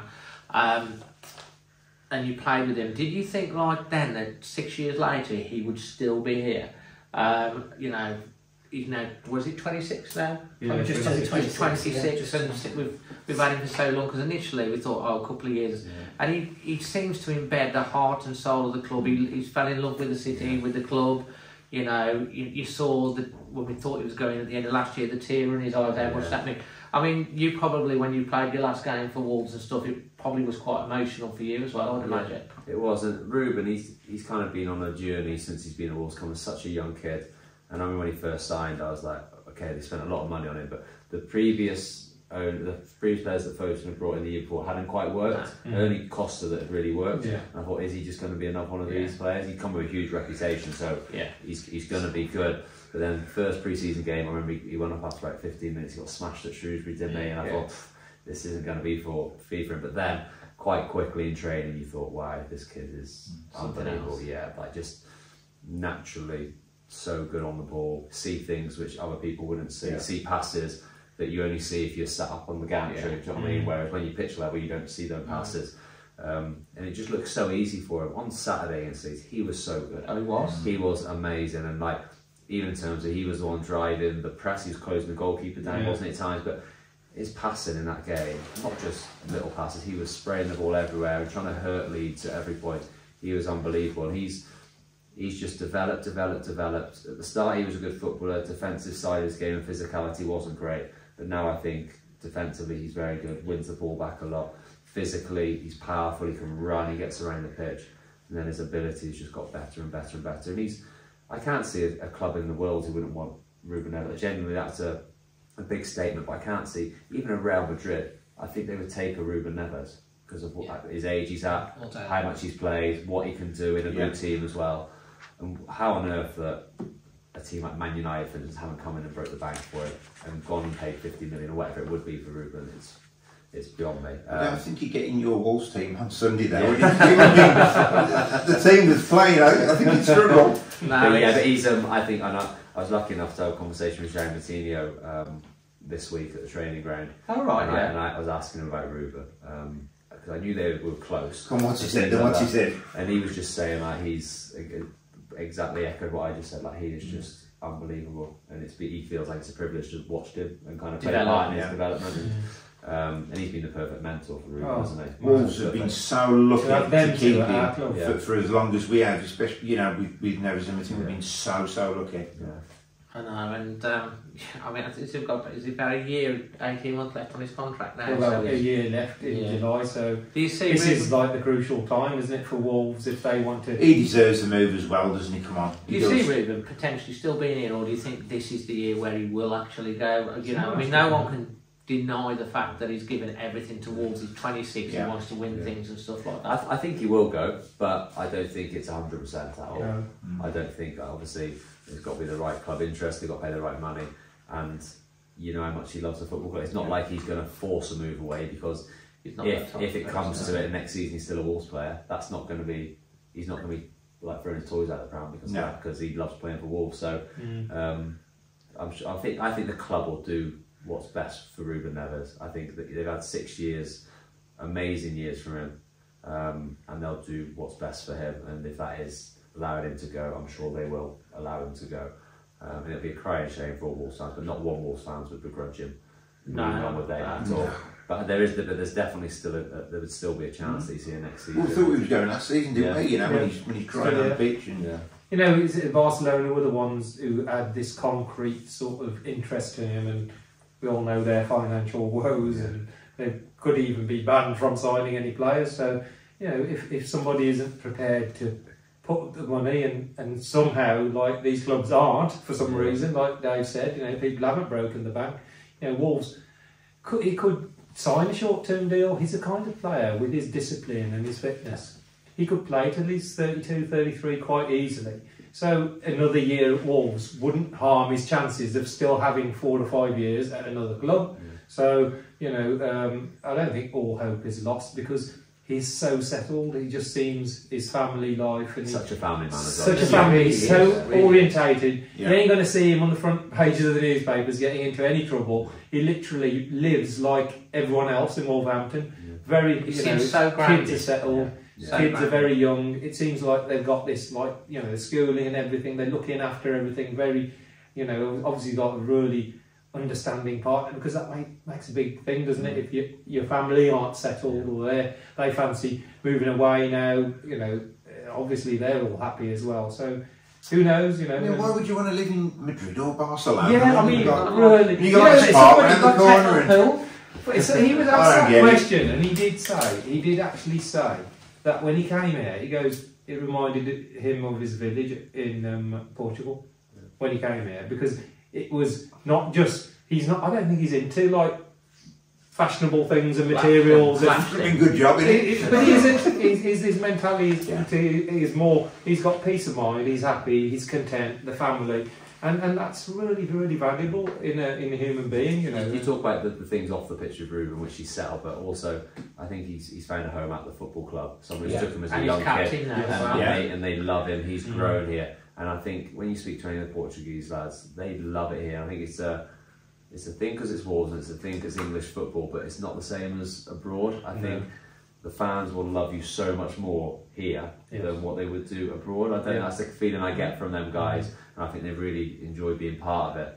So, like I said, if the you've got enough Portuguese mates. If the right deal's not out there, it wouldn't be out of the question for him to definitely stay. Well, there's some hope there. What do you think? So you've heard it here first. Next time you speak to Joe, you heard it here first. Ruben Neves is staying at Wolves. You heard it here first. Obviously, you know, we could talk about Adama, but that situation rumbles on. I know you've got a question for Dave in a second, but there's another question here that I'm thinking.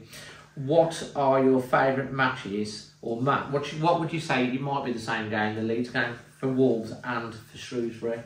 Well, my actual favourite match for Wolves was the FA Cup win at Liverpool. The 2-0. The 2-1. 2-1. The scoreline on the was it Stearman and Environment? Yeah. I remember being there and being there and just being so stressed that when they got the goal back and stuff like that. Can we hold on? Costa went on that big run, didn't he? Exactly. Oh mate, I think you could believe that at the start, could you? Yeah. And what was the emotions like of that game, playing it? I think for so many reasons. I think at the stage I was at in my career, I was 30 years old, so as I was saying before, I was able to take the game in properly. When you're younger, it passes you by a little bit, but I was able to take it in. I was captain. Yeah. It was an FA Cup game, so that meant we had more tickets. So we had the whole of the Anfield Road ended and we had that song before Ruben took it off me of "We've Got," and I remember stood in the tunnel.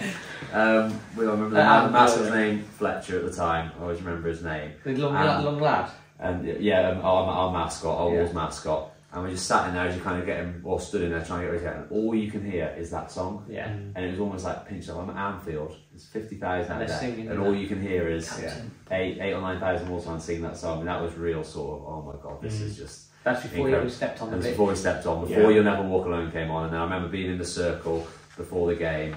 We had quite a youngish team. We made a few changes, Paul Lambert did. And You'll Never Walk Alone was playing. I remember getting all the lads in a huddle, as they kind of always do. And I was just saying, just no team talk, just listen, take this in. This might be the best day of your footballing career. So take it in, enjoy it, listen to the song, be present in the game as much as you can. You're at Anfield, don't let it pass you by. That's one big, don't let this game pass you by. And then it went on to be probably a lot of the lads' best ever game. And then obviously the way the game played out too, like Steers scoring in the first minute. I was right behind him, ready to, he headed back across, I was thinking of nicking it off the line. I was worried I might be offside. He did his shearer, didn't he? Yeah. So, but yeah, that unbelievable was start 1 minute special in. And that now look goal from the final was incredible. And that was absolutely peak Helder Costa, wasn't it? I mean, that was just unbelievable. He was that season, Helder. What was that? When did they score the full one back? It was late on, it was like 80, 86. So what was that last 10 minutes like? Harry Burgoyne was H was in goal. What was that last 10 minutes like? Oh, it's horrible. Did it seem like it was half an hour? Forever, forever. And just clearing our lines. Remember, John Daddy came on, and we were just clearing our lines, and he actually had a chance. Oh, he did. He ran across the line. Yeah, I remember that. Yeah, so he's just hanging. Couldn't get the ball off him, the could clock's they? going slow. It's ball after ball into the box, and it was tough, but. Yeah, that was special. And the final whistle, what did that feel like when the whistle went? I've got like photos of all of us kind of, because obviously the game finished down at the Cop end because we're under pressure. And then we're all on our knees, shaking hands, and then we all walked together up to the Wolves fans. Brilliant. It was just, it was amazing. Magical moments. Yeah. Great. When you know it's such a good day for the fans as well. Because at that point we hadn't had everything we've had now. You know what I mean? So that was a little moment of magic in what had been a tough 4 or 5 years leading up to that, hadn't it? After the relegations and things like that. So yeah, it was amazing. Fantastic. Paul, your question. Yeah, so my question, you've kind of touched on this earlier, but you said later on in your career you began working with a sports psychologist. Yeah. And if you don't mind, I just wondered if you might elaborate on how that came about. Was it one-on-one? What kind of things did you really take from it?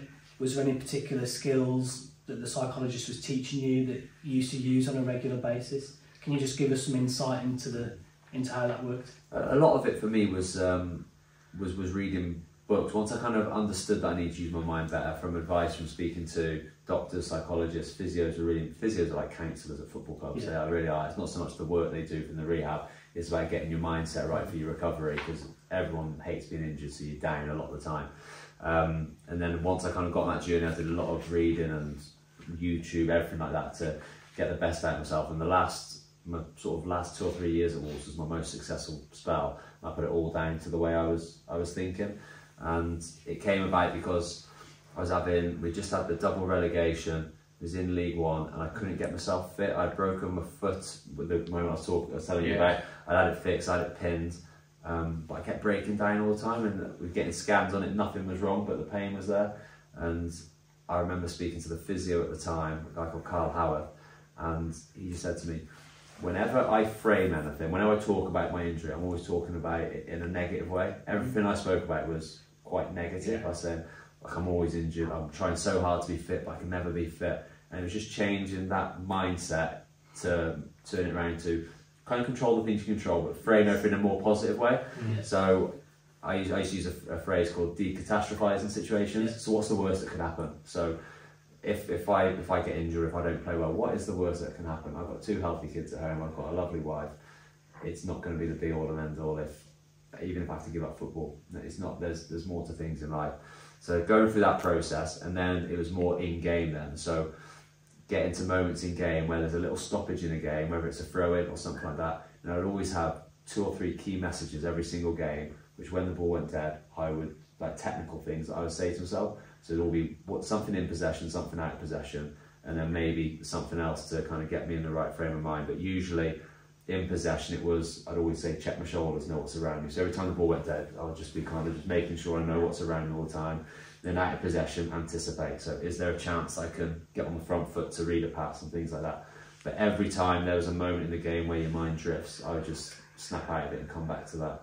But the main so it's thing, like a reset. Yeah, nice. Because like I said, the emotions in a game can carry you in ridiculous directions, and you end up not thinking of you. In football, everything's so instinctive, but your mind should never be drifting in the game because it's so intense. And I just found those were kind of my two key messages to make me play well, were those things. If I was consciously thinking about it, then I'm more likely to do it. Yeah. So I would kind of keep going back to that. But just in general life, just be a lot more positive about situations. And then that helped me so much. And I used to use visualization quite a lot then. In the back end of my career, I'm scoring goals, and my best seasons scoring were later on in my career. And I used to, every night before I went to bed, before a game, every morning when I woke up, before I went out on the pitch, I'll be visualising, making that run across the front. And then you visualise it, and then it happens. And then in the game, you get to those moments, and you've kind of already been there in your mind, so you do it again. And is that something that you've Everything that you've just said is stuff that we're teaching when we're working with academy footballers, or we're doing a lot of work with students preparing for exams. Yeah. And what you said about catastrophising, things can be bad, can't they? But they can't be worse than bad. Yeah. And this black or white thinking, it's the end of the world. Really, it just having that perspective, isn't it? Yeah. What you said when you were in that tunnel at Liverpool and the fans are singing that song. Actually gave me. See, I've been mentioning this all season. It plays a huge impact on the whole atmosphere of the game. Even if fans psychologically, if you're going to a game thinking, "Oh God, if we lose this, we're gonna be down." If you're on the front foot as a fan as well, and not only celebrating when we score, that's reactive. Yeah. Actually, from the start, saying it's 0-0. It's 0-0, we're in the game. We've got a point on the board already. Yeah. And actually, you start with a positive, and I get frustrated when people are just, they sit back. Was it which away game? Man City away, Man City away. We went there, and I'm in the lower tier, and I'm looking around. I've lost my voice after 5 minutes, and literally everybody's just standing there because it's Man City and they're going to beat us today and they're really good and they've got Haaland. And I'm sure players feed off the energy from the fans, like you just mentioned. When you're in that tunnel, you're hearing that song and you just rise a little bit and the adrenaline starts pumping. It's like, it's like me. I'm running the London Marathon. I know the crowd are going to be cheering, and that's going to be energy for me. And they're going to be pushing me on to do things that I probably won't be able to do without them. And I think it works in football as well. Right now, we need everybody on side. We need the fans, the players, the staff. We need, from minute one, we need to go in with a positive, uplifted attitude, and not just wait and see what happens. And if things go wrong, well, told you he was going to lose. Actually say, well, hang on, we've still got 80 minutes to go, and we can still get back in this game. And that lethargy is coming to even supporters following football. And since COVID, people are blaming it. Is it been the same? People have they struggled to come back, and I just say, I'm always shouting at everybody around me to sing, to be more positive, to be more active, and not wait till you've scored a bloody goal. Dave, I think that's a quite a key message that you've actually Manny's come on to there. Is like you talking about that game at Anfield and how you were feeling as a player, as the captain before you went on the pitch, and how hearing that inspired you before you even took a step on the pitch. That's kind of really key, isn't it, for these last 10 games, for the players to feel that in the tunnel? It is, and I really, whenever people ask me this, I really kind of try and give a fair argument. I have to be really careful what I say, because I don't want to criticise Wolves fans, because they're amazing and everyone pays their money to turn up and have their opinion. They're spending hard-earned money, they come here and but if every Wolves fan knew the effect they have on a football match, they'd be shocked, honestly. I spoke to Joe Martino this week. He loves Wolves fans. Like, he is, honestly, I've never seen anyone speak so fondly about Wolves fans. And we spoke about the Man United game in the FA Cup, and he said they were going to win. from the moment they came out they were going to win. The quarter-final? The quarter-final. Because of the atmosphere. Oh, yeah. I mean, Molyneux was insane. Yeah, and I did Wolves fans, and they say that's the best atmosphere they've been in. So the players almost knew they were going to win from the moment they walked out. And they visualised the winning, they visualised the glory before they stepped onto the pitch. Yeah. So it plays such a huge part, but I know it's a two-way street that the players on the pitch need to give the fans something to shout, to get them off their seats and really bring that energy.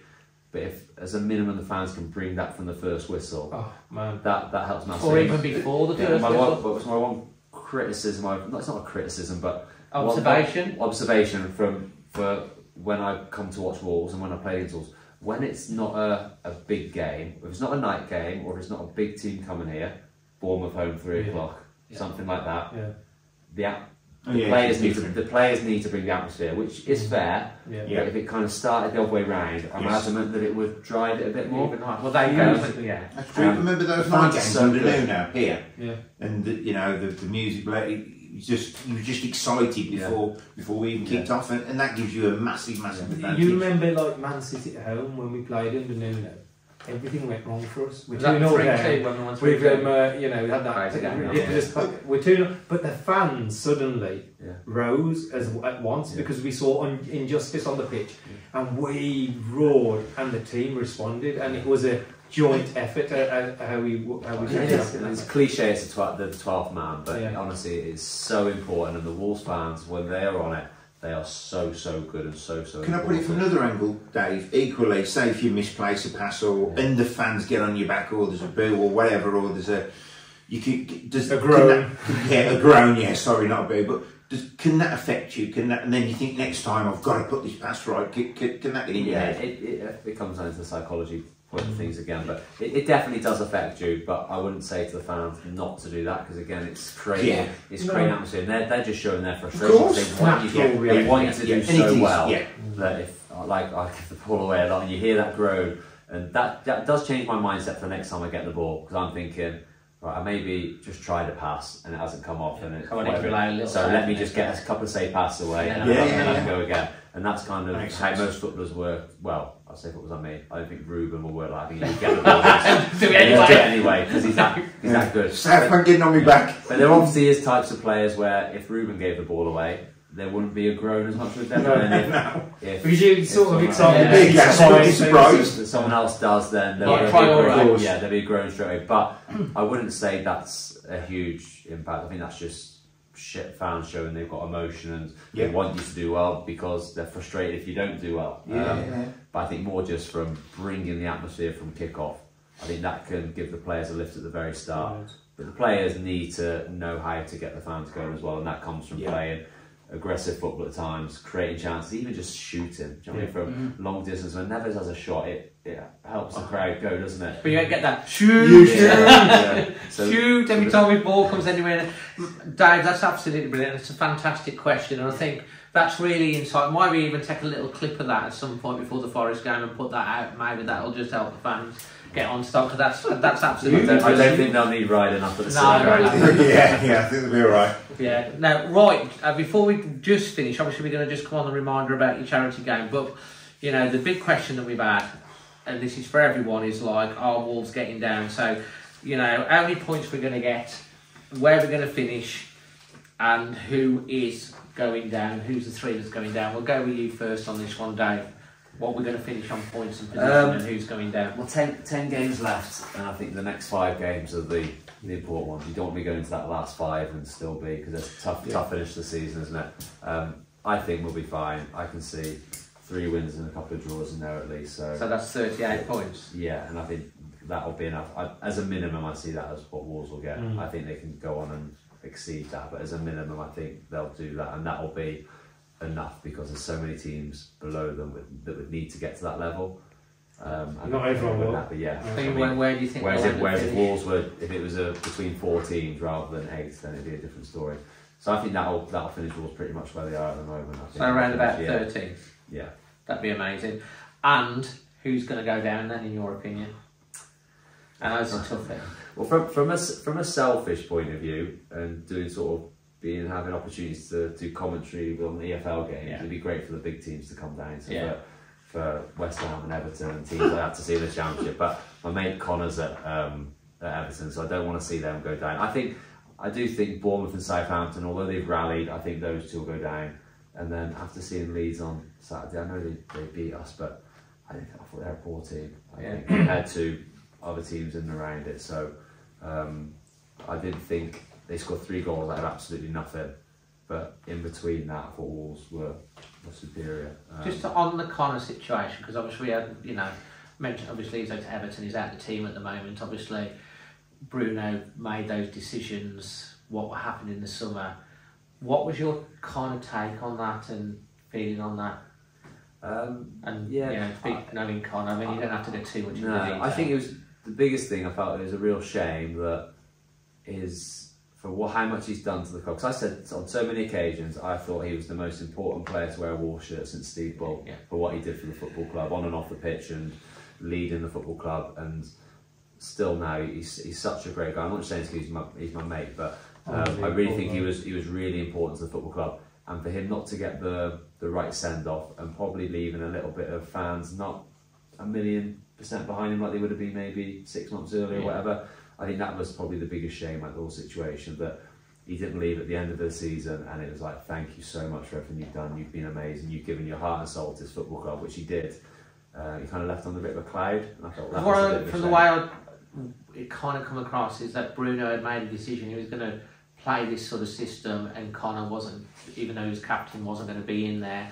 The World Cup was coming up and then they facilitated the move to thinking, and it's kind of, you don't really know how he was feeling about that, how it was portrayed, because it's all happened under a different management. We know that a lot of people have changed. We saw the likes of Ruddy and Saiz and all of those sort of leaders that lost the dressing room, and it's no surprise in some ways that Wolves then have struggled early season because of that.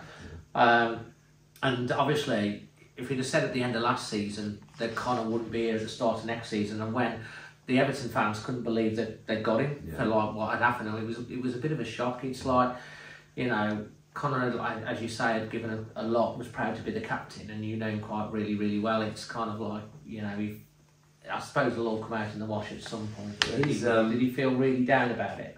I think obviously for what he's given to the football club, I'm sure he will do. Time heals a lot of stuff, and I'm sure Wolves, he'll have an unbelievable relationship with Wolves. Absolutely. Because he's been so we put together a video for him from a lot of fans, basically a lot of fans that when he went, we actually on the channel, we had around about 40-50 fans that sent in messages saying thank you for what you did. And that's great. I think he's obviously a great footballer, and you can see that from what he's done at Wolves, and obviously he didn't play for England unless you're a good player. But I think it's probably his biggest skill is he enhances everyone else around him in terms of their performances. And I don't think it's no coincidence that Max Kilman's form dipped, not being alongside Connor, and then Dawson comes in and he lifted it again. Yeah, absolutely. And that's nothing against Nathan Collins or anything like that. They're young, but having the experience head alongside you. And I used to love playing with Connor, not even when he was in defence in the field, because he gives you a picture of the game with information when it's happening. So as a midfielder, that's amazing. He was playing at right back a lot at the back end. So, but he's not just for the sake of it. He gives information all the time, and people have heard that in lockdown. He's telling you where players are around you, if someone's running off you, if you've got time to turn, and if you do something well, he's like ultra positive to you as well. And I think Max Kilman would have loved playing alongside him for that reason. He would have talked him through games, and probably that's a big reason why he stepped up to that level so quickly and so well, because he had Connor alongside him. And that was one of the biggest things of the game. And obviously, you speak to any of the Portuguese lads, they love him. Just because I think he's the glue that kind of holds it together. Very good friends with him. And he's just got that bubbly personality that it's talk about being positive. He's still he's the other way. It's hard to be in a bad mood around him. He's that positive. He's still technically a Wolves player as well. I don't know how God knows what the agreement is, but obviously I think they've got an option to buy him. If he's not playing at Everton and they don't pull out, is he still a Wolves player then? And comes back, and then Lopetegui? Well, technically, that could happen. But that's really good. I didn't want to put too much on that because, but it's got, as you mentioned it, I thought, as a host, I'd chip that one in there. Paul, points. I think we'll get 12 points from the 10 games, 1.2 points per match, which is roughly what we've been getting, or perhaps even slightly under. An issue that I've got is I worry about like if we're a goal down in a game, sometimes we really struggle to turn that into a draw, and I think that might help us really get over the line if we can turn a few 1-0s, 2-1s when they're against us into a 2-2 or a 1-1. Yeah. I think the results will come where we probably don't expect them. Probably we'll be looking at this list and thinking away, Palace at home, we're thinking Brentford at home, you know, that's where we're going to get the points. It probably won't work like that, and it never does. Yeah. But I do think we'll have enough to stay up. I think a couple of teams will overtake us, so I think we'll probably finish in 15th. And as for the 3 that are getting relegated, you could put names in a hat, you really could, and I'd probably give you a different answer 2 weeks' time from now, because it just... He's sitting on the fence. He's doing it again, and this is like, you know... Yeah, it's like you're a doctor now, you know everything. Yeah, but is what I've said right or wrong? It changes all the time. It's right, but you can't dodge it who's going down, because at the end of the season we're going to look at this. Oh, Dave's gone with Everton, West Ham, and who was the other one? No, so I'd say Bournemouth, Southampton and Leeds. Bournemouth, Southampton, Leeds. Whoops. Yeah, I mean, I think Bournemouth and Southampton are likely, but they're not nailed on. Like people were saying a few weeks ago. Everyone was saying it's those 2 and 1 more. I think the third team, you know, you could really pick any, but I'll probably say Forest. Simply because they're so reliant on the points at home. And if that stops, then they're in big trouble. They've only scored 4 goals away from home, haven't they? But equally, their home record, if they maintain it, could save them. It could save them. Going Forest. So we'll say them, but literally it could be anyone in that pack. Manny. Yeah, so... you know, I divide it up into 2 5-game sections, like David said. We don't want to go, personally, you know, Brighton away, Man United away, Arsenal away, our last 3 away and games. We've got Midlands Derby, with Villa, so, we've got Everton. You know, when you play the Forest, Leicester and Palace, those 3 games, you're playing against teams that are directly rivals against you. And you find traditionally in the Premier League, whether it's at the top or the bottom, those crucial matches are always the key matches. They are the ones that decide, because it literally buries the other side if you beat them, because you open up a gap or they go above you. So psychologically, it's huge. And I just think we've got to really focus on these, you know, 10 games, but these first 5. Arsenal are going to be in the title race, aren't they? All the way. They are going to be there all the way. Imagine if we have to go Man City would have to do really well. And it's a worry, but you know, we could have the greatest day of our lives, couldn't we? Because typical Wolves could turn up and beat Arsenal, stop them from winning the league. You know what? It's strange you may say that wouldn't surprise me. Wouldn't surprise you. I just don't think doesn't come to that. Wouldn't surprise. So for me, you know, those 3 games I look at: Forest, Leicester, and Crystal Palace, because they're direct rivals, and I think we'll get. I've gone for 11 points. So that's going to put us on 38. Only once as a team got over 40. That was 42. West Ham. And gone down. 40 is usually like, you know, everybody aims for, but the average has always been 36.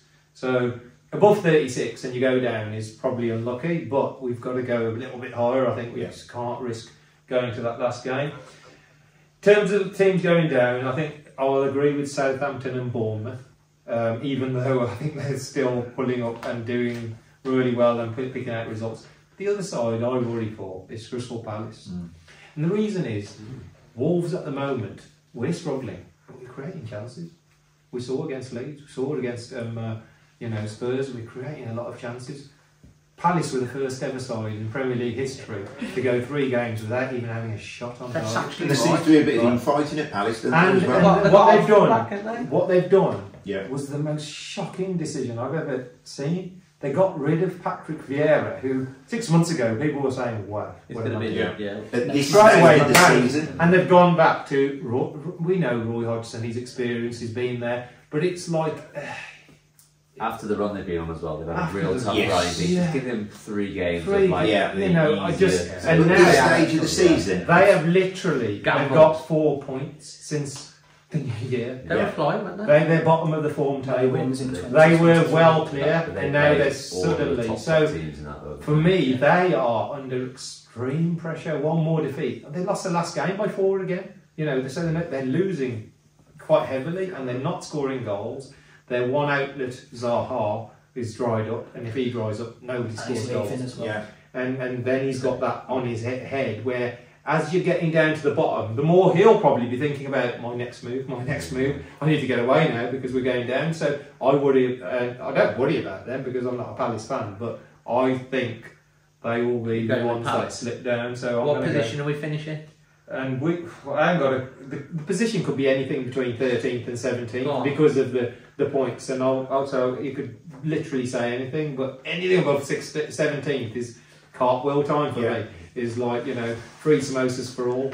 If it's about 17th, We're going to go 17th. Yeah, so I'm going to go 16th. I'll go 16th. But those 3 games: Forest, Leicester, and Palace. Big games. Finals. 3 go down for me. Can't disagree with the Southampton and Bournemouth. And I think Crystal Palace win 3-4. Wow. But Okay. I would give anything for Forest to take any of their places. Yeah.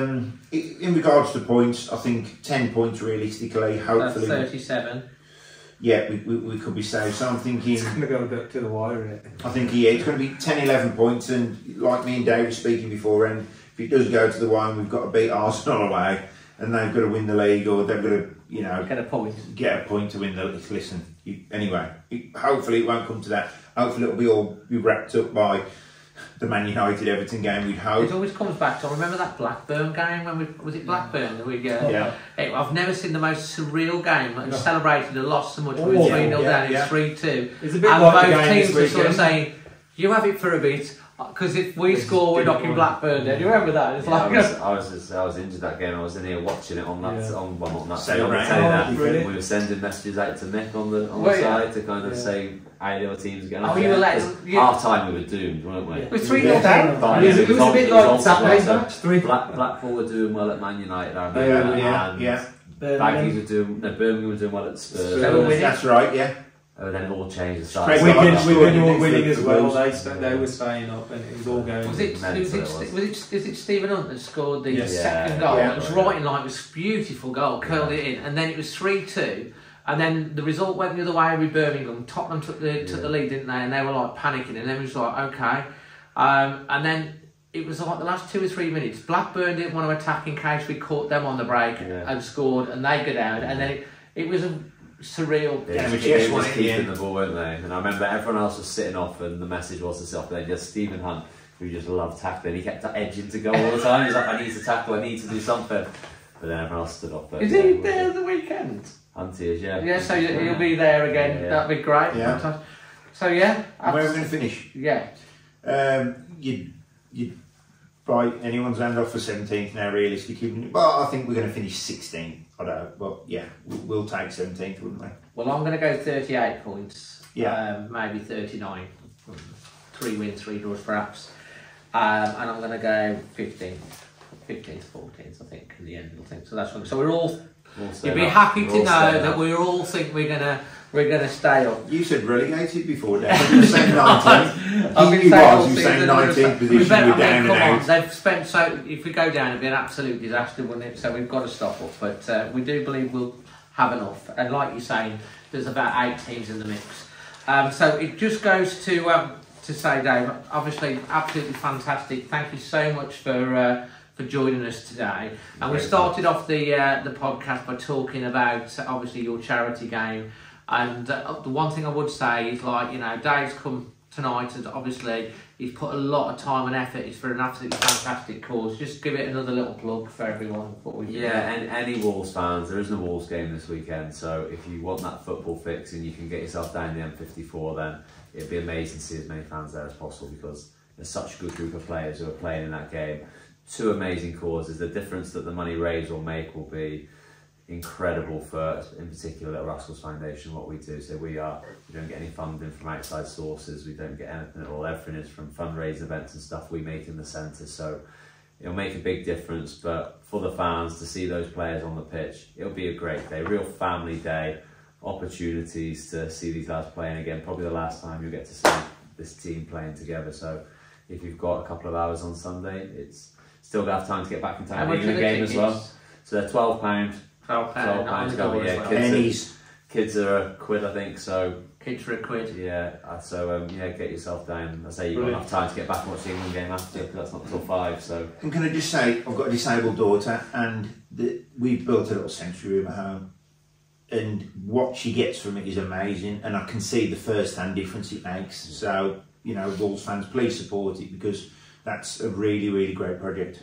Brilliant. Absolutely. Yes, thank you.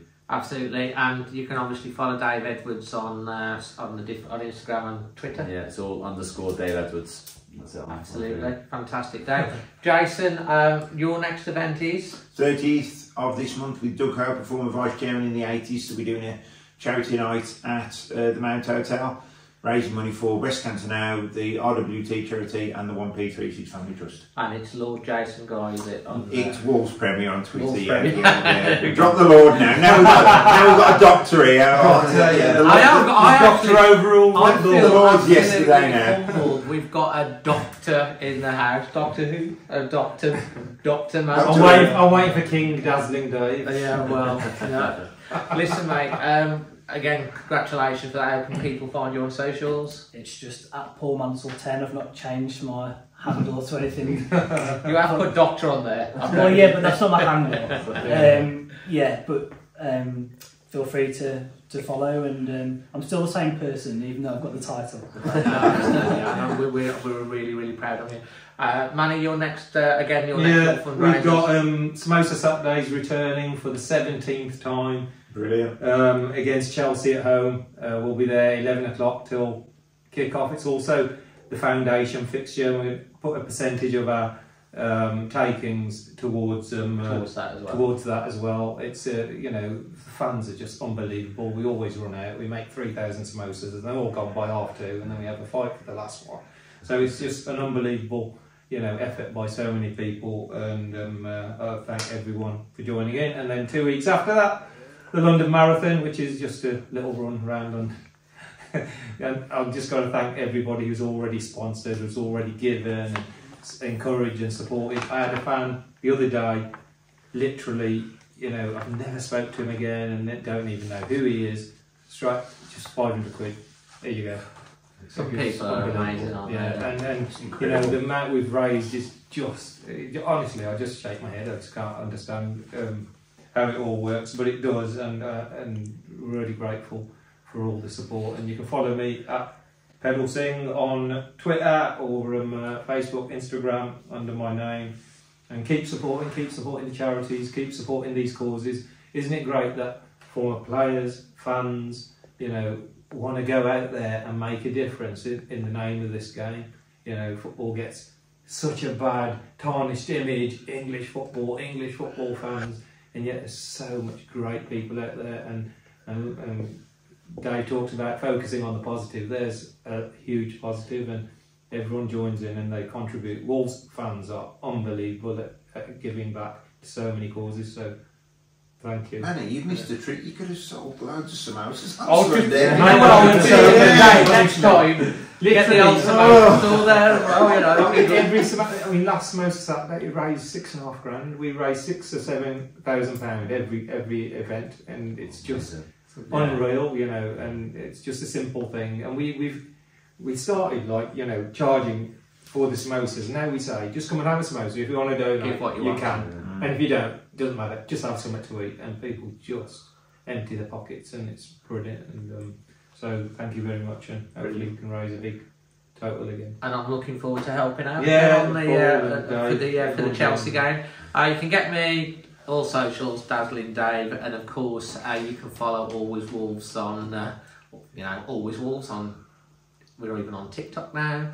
And obviously, no dancing, Dave. On the YouTube channel and everything. Yeah, that was just Lou lockdown when I was born on. But yeah, absolutely brilliant. So, and finally, just to close, Dave, thank you so much for giving up your time. I know incredibly busy evening. I hope you've enjoyed it. Yeah. And you know, get down on Sunday, support this event. It's for an amazing cause. And it's going to make a difference to a lot of young people and stuff like that. And it's an incredible charity. But thank you so much for joining us. Thank you very much. Cheers. And yeah, from all of us here, keep the faith. Remember, Wolves' motto is out of darkness, come as light. We're staying up. We're going to stay up. Always Wolves.